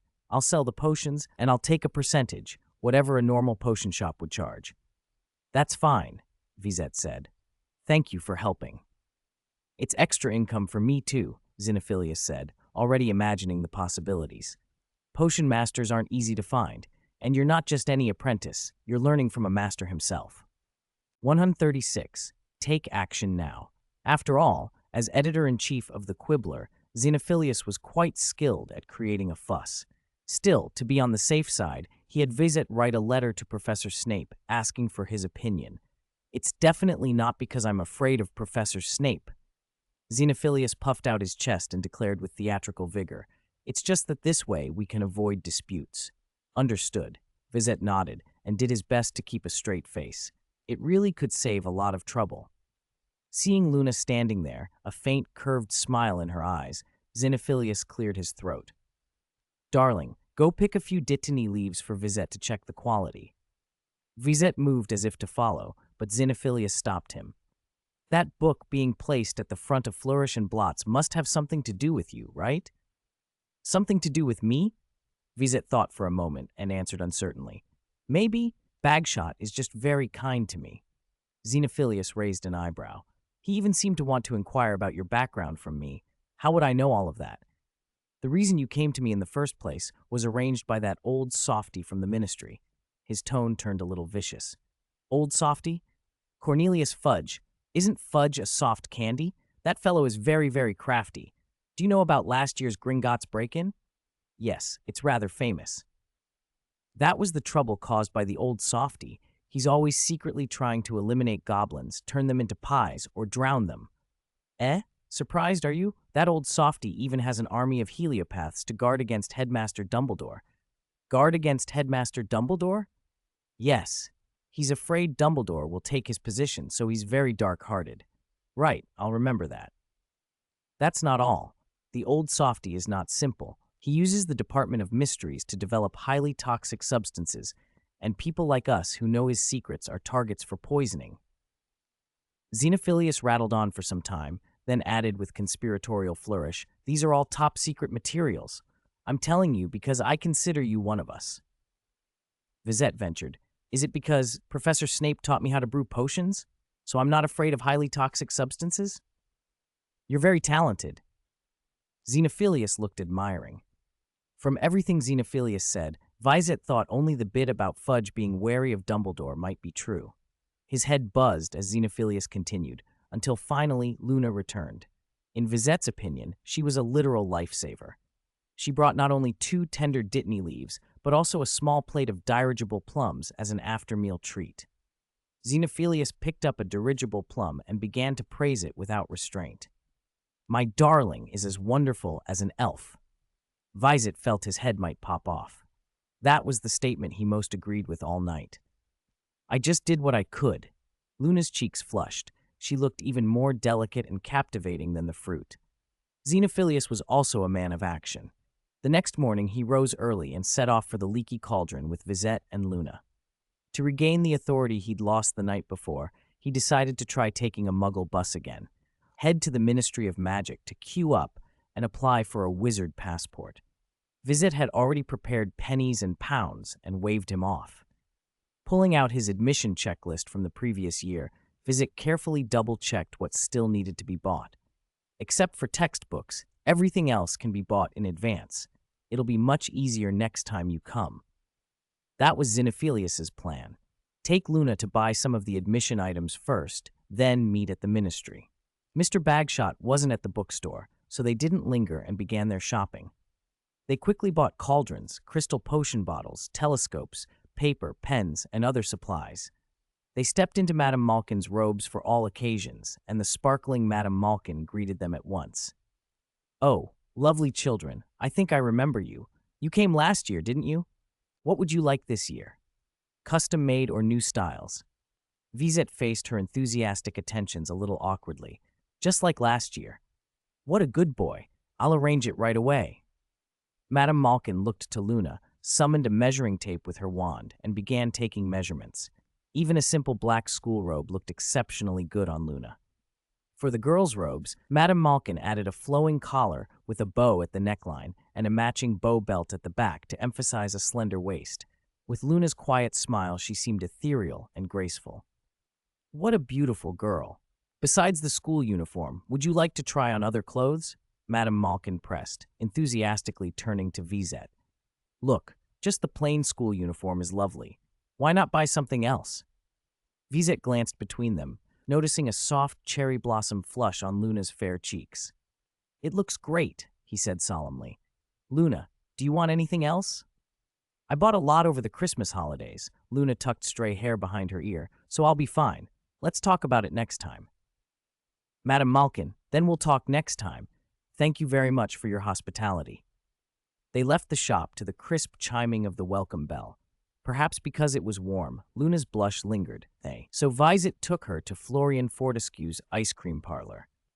Florian was busy making ice cream, waving his wand to conjure a block of ice that spun in the air, scattering icicles into a little crystalline mountain before drizzling it with strawberry sauce to make a perfect slushie.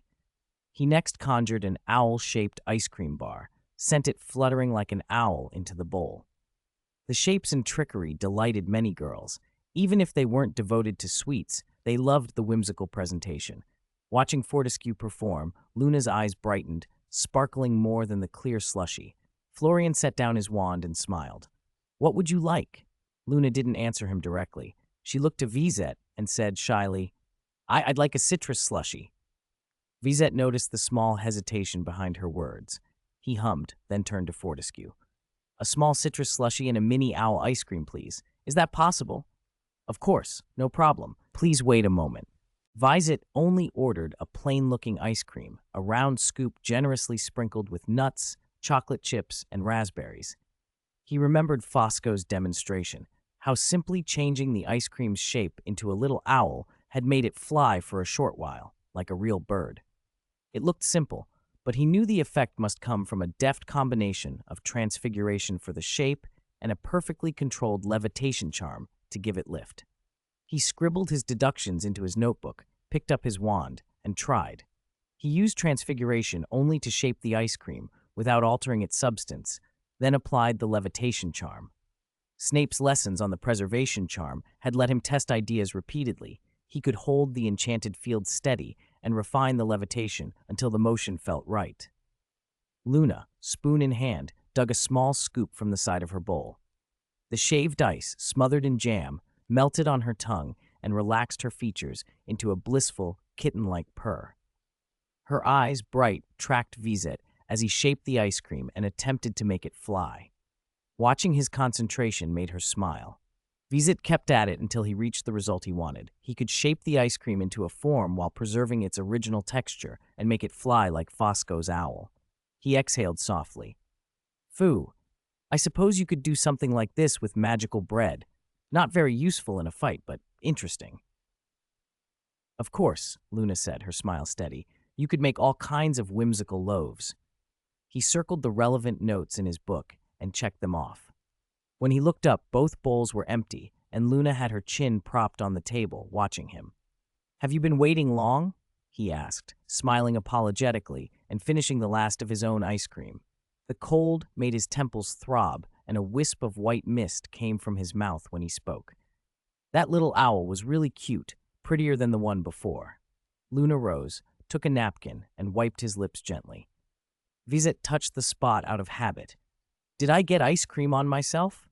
You ate too fast, she teased. It's fine to wait a bit longer. There's still plenty of time before your appointment with Dad. I should be the one taking care of you, he started. Do we even need to keep score about who takes care of whom? She replied, warm and teasing. No, we really don't, Vizette said, and both their faces warmed. Summer felt especially hot. He hoped Mr. Ollivander's shop would be cool. Fosco, watching them leave, stroked his beard. Youth, he sighed. It's a wonderful thing. The interior of Mr. Ollivander's shop was exactly as Vizette had hoped, much cooler than the street, lined with rows of wand boxes. The bell above the door chimed, and Mr. Ollivander appeared with a smile. A year flashes by in a moment, doesn't it? Vizette asked, concerned. Mr. Ollivander, are you truly all right now? I told you at Christmas I was recovering, Ollivander said. Making wands helps, though the healers never believe me. He glanced over at Luna. A new face. Vizette, who is this? My sister, Luna. She looks like she's of school age. Ollivander surveyed her, then grinned. Vizette, how about a small test? Recommend a wand for your sister. Vizette's heart gave a small flip. Me? To recommend? Of course, Ollivander nodded. Wand makers know their wands best and can match them to their owners. The converse is true as well. If you've studied your notebook carefully, you should be able to choose one that fits. Do I need to do anything? Luna asked with interest. Perhaps nothing at all, Ollivander said with a blink. It's an ineffable feeling. If he's paid attention, he'll manage.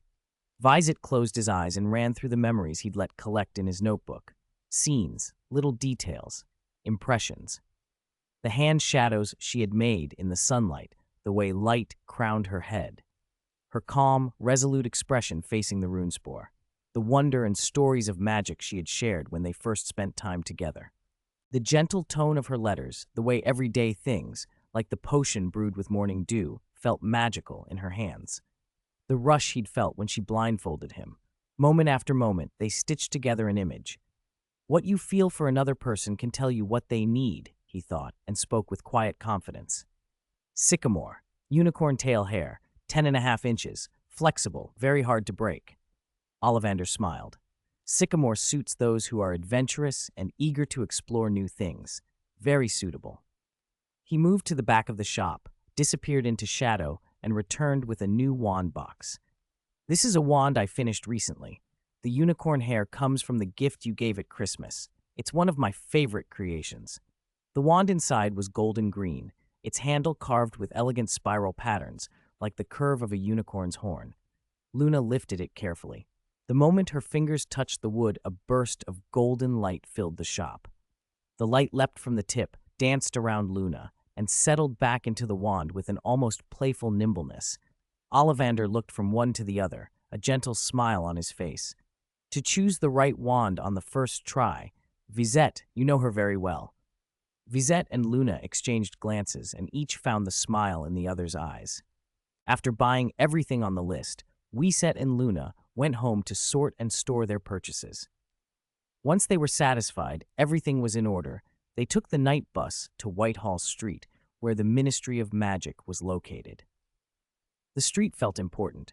Not only was the ministry there, but it sat among government offices that led toward the Houses of Parliament and Downing Street. They were lucky. The berths on the bus were all empty, and nothing went wrong like it had the day before. The night bus sped through wide avenues and between tall buildings, weaving through dense traffic, and finally came to a stop in a shadowed alley. They stepped out into a narrow, poorly maintained lane. The road was pitted and full of stagnant puddles that gave off a faint, unpleasant smell. Vizette felt a little disappointed. He had expected the ministry, next to government buildings, to be grander. Luna shrugged, airy as ever. I thought the same. It'd be lovely if it were next to a zoo. If it were, Vizette said, we could visit after we get our passports. That would be fun. They walked along the worn street and, following a graffiti-scarred wall, found an old red telephone kiosk. It looked abandoned. Several panes of glass were smashed, and the receiver hung down inside.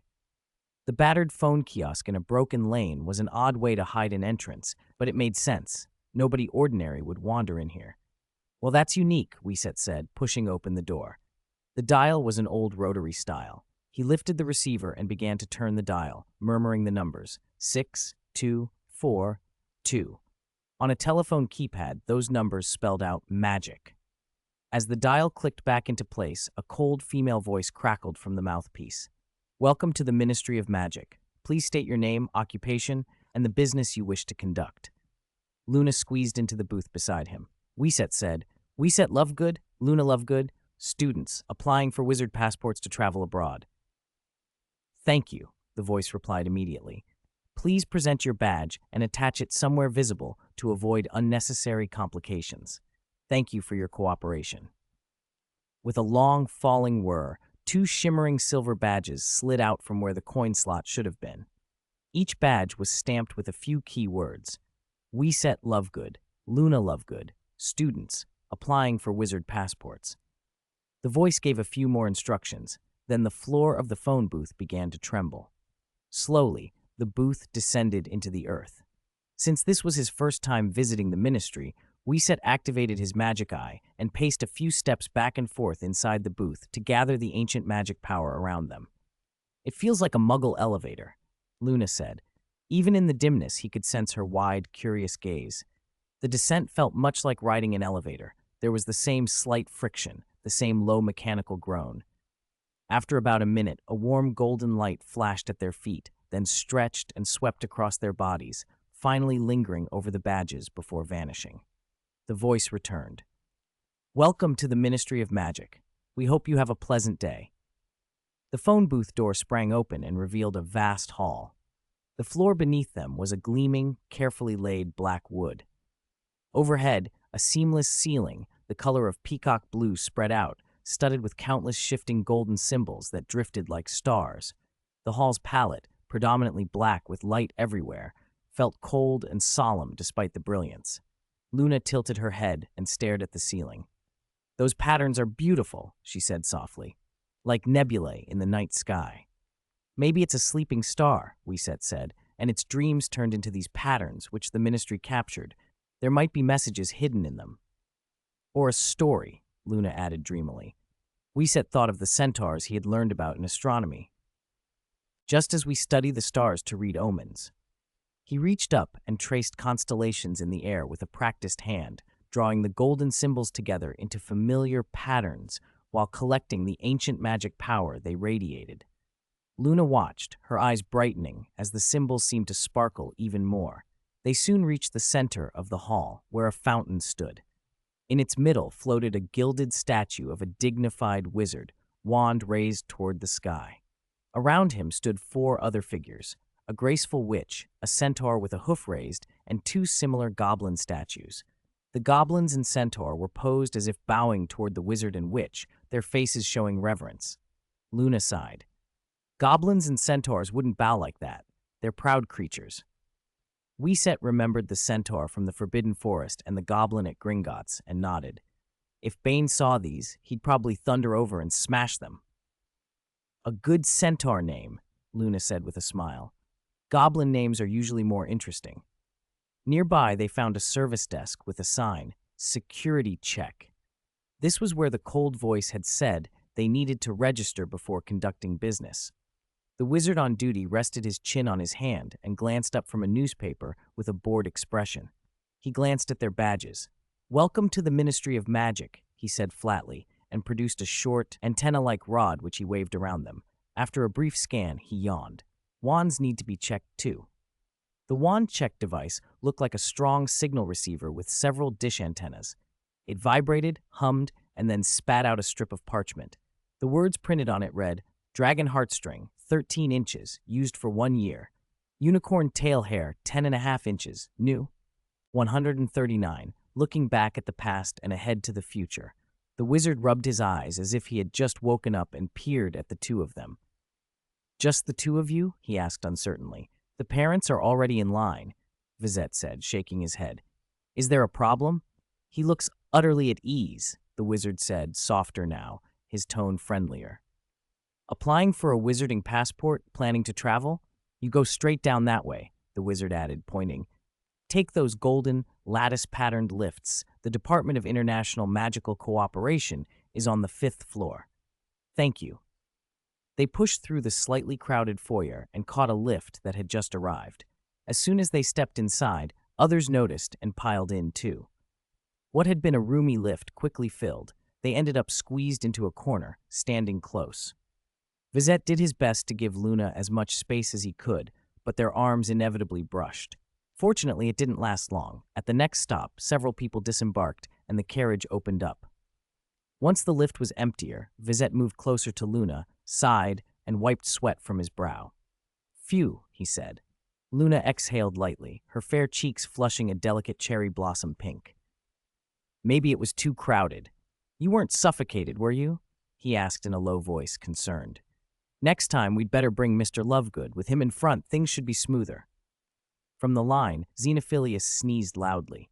He looked around suspiciously and muttered, half to himself, "Did that old toffee just poison the ministry from the inside?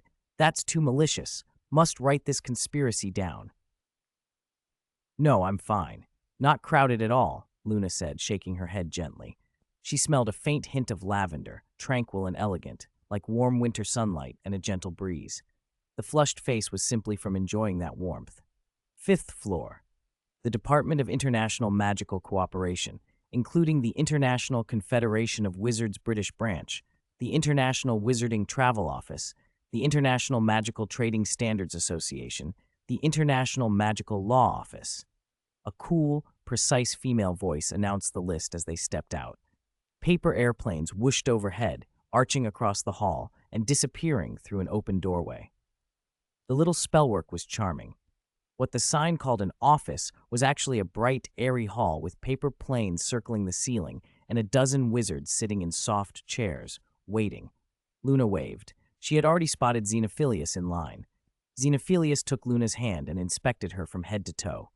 "Didn't run into any trouble, did you?" "Let me show you my wand," Luna said, full of joy. "It's beautiful, like a unicorn's horn." Xenophilius gushed. "Of course, it's as beautiful as one of my treasures. Vizette helped me pick it out." "You and Mr. Ollivander, are you connected?" Xenophilius asked. Vizette nodded. "He takes good care of me and has shared a lot of his knowledge." "Knowledge?" Xenophilius hesitated. "Knowledge of what? Is he planning to mentor you?" Vizette lowered his voice. "He said he might after I graduate." Xenophilius raised an impressed hiss. "How many surprises do I not know about?" Normally, wizards don't need a passport to travel abroad, but without one, they receive no official protection if they get into danger and must look after themselves. Many dark wizards who fled to other countries without passports end up imprisoned by aurors without the usual procedures. In short, a wizarding passport is an extra layer of protection, exactly why Xenophilius wanted one. While they waited, Vizette took out his notebook and checked the lists he'd made. A school year had passed. It was time to review what he'd completed and plan ahead. "Transfiguration," he murmured, his finger tracing a list of targets. Over the year, he'd worked through theory of transubstantial transfiguration and learned a great deal, enough to transfigure a small deer. Still, such deep theory always rewarded further study. Each read-through yielded new insights. Next year, if I start animagus practice, I can ask Professor McGonagall to recommend more books. He ticked off the transfiguration goal and jotted down a preliminary plan for the next year. Understand animagus theory thoroughly and aim to master it. He moved down the list, potions, charms, and other subjects, and after confirming their completion, wrote next year's objectives. Defense against the dark arts. He smiled faintly. Beyond the basics, he had even mastered several advanced dark arts spells. They were powerful and destructive, however, and not appropriate for every situation. Still, he decided, I should add the memory charm as a required skill for next year. He flipped to the front page and wrote it prominently. Mastering the memory charm could save him a lot of trouble. He didn't want crude deletions. He needed to modify memories precisely or overlay new layers. With the magic eye and his role as a guardian, secrecy was vital while his power remained limited. Sloppy memory removal would only attract suspicion and attention. The memory charm contained many subtleties. It was an excellent subject for deeper study. With that resolve, he reviewed his plans again. For transfiguration, animagus work. For charms, study the memory charm in depth so he could use it subtly in different situations. For potions, Professor Snape was a master, and private tuition would be the best way to build his knowledge. 140. Wizarding Passport. And there's Headmaster Dumbledore's amazing armor magic. Vizette was looking forward to that as well. It was tied to ancient arts.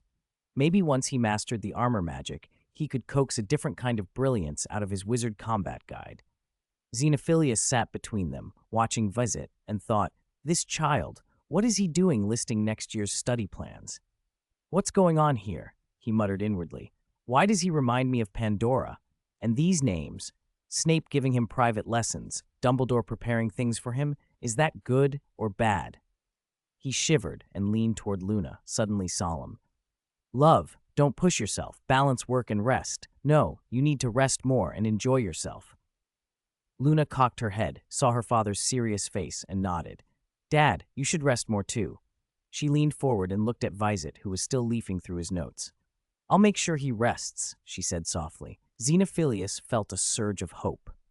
Luna, like Pandora, had always been full of whimsy and curiosity, fond of pursuing strange ideas on her own. With Vizette's current zeal for research, perhaps the two of them would get together and explore odd magic. He remembered Pandora, so curious and full of strange notions, that he had risked everything to found the Quibbler just to gather bizarre stories and catch her attention. Those had been some of his happiest days, going to Pandora's side each day, telling her the new oddities he'd found, making her laugh. Panny, the nickname, came out thin and small. Xenophilius's throat tightened. I miss you. Luna clasped his large hand with both of hers. Dad? There might be some potion here, Xenophilius said in a hoarse voice, seeing Luna's worried face. I've been around too long. The potion could be affecting me. Luna rubbed her hands together. Once we get the passports, we'll leave quickly, and Vizette can brew an antidote for you. Brew an antidote? Vizette glanced up, wrinkled his nose, and sniffed. I don't smell anything strange. If it's urgent, try a bezoar first, Xenophilius suggested. A stone from a goat's stomach, very detoxifying. Vizette blinked. A stone from a goat's stomach? Xenophilius immediately tried to save face. You were just like that last night. Probably just some fresh air will do. Luna relaxed visibly. Good. Don't push yourself. The passport application was tedious but straightforward. Submit documents, then answer questions under the influence of a small dose of veritaserum, with an auror present as witness. Because an auror observed the questioning, ministry staff only needed to verify the information by the book, while the applicant restated details to confirm credibility. The presence of veritaserum explained why dark wizards rarely applied for a wizarding passport. They would be forced to reveal past crimes and risk being caught by aurors. After the formalities, Vizette and the others left with passports and a curious blank card. The passport bore the ministry's stamped M, and if one concentrated, one could sense a little magic woven into the paper. The blank card looked like a tiny mirror. To a wizard, it served no apparent purpose beyond that. But the ministry official explained the trick. To a muggle, the card would appear as a proper passport, usable in the muggle world. It worked through a faint legilimency combined with a revealing charm. The legilimency was too weak to affect wizards, but calibrated perfectly for muggles, reflecting the passport image most appropriate to the muggles' expectations. One had to use it properly, state the name before handing the card over, and the corresponding information would show up for the muggle. The errand had done wonders for Xenophilius's confidence. Proud as a peacock, he shepherded Luna and Vizette back to the leaky cauldron by muggle bus, then home through the flu network. Luna kept praising him. "Dad is amazing," and Xenophilius's grin never left his face. Vizette worried the expression might freeze his father's features into that smile permanently. They had been in such a rush to get to the ministry that Xenophilius hadn't prepared a stew that morning. Vizette volunteered to bake breakfast bread. His control of fire was still nowhere near Dumbledore's, and the crust he produced was more char than crust, so scorched it could leave a mark on the fingers. On the bright side, he folded the morning's experimental dough into a new batch and managed to shape a rough owl loaf. Because he'd poorly controlled the heat, the loaf's back was browned in a way that faintly resembled real owl feathers. Luna and Xenophilius were encouraging. They tore away the carbonized crust and took hearty bites, which touched Vizette. What surprised him, though, was that both of them had red eyes after eating. Xenophilius choked back tears, shoveling bread into his mouth and muttering under his breath, "Pan, Dora, I miss you." Luna's cheeks were streaked with tears, too. When she wiped her face, smudges remained, and she looked like a small, tear-eyed, short-haired cat. Vizette half-squatted beside her, a little helpless. "Is something wrong?" "It's delicious," Luna said, shaking her head gently. "I can feel my mother's care in it." "My mother's care?" Vizette frowned, but relief washed through him. There was nothing bad about the bread, then. He looked at Luna's smudged face, his lips quirking as he tried not to laugh. Luna blinked those wide, innocent eyes and asked softly, "Is there something on my face?" Vizette nodded, took out the blank card, and placed it in front of Luna.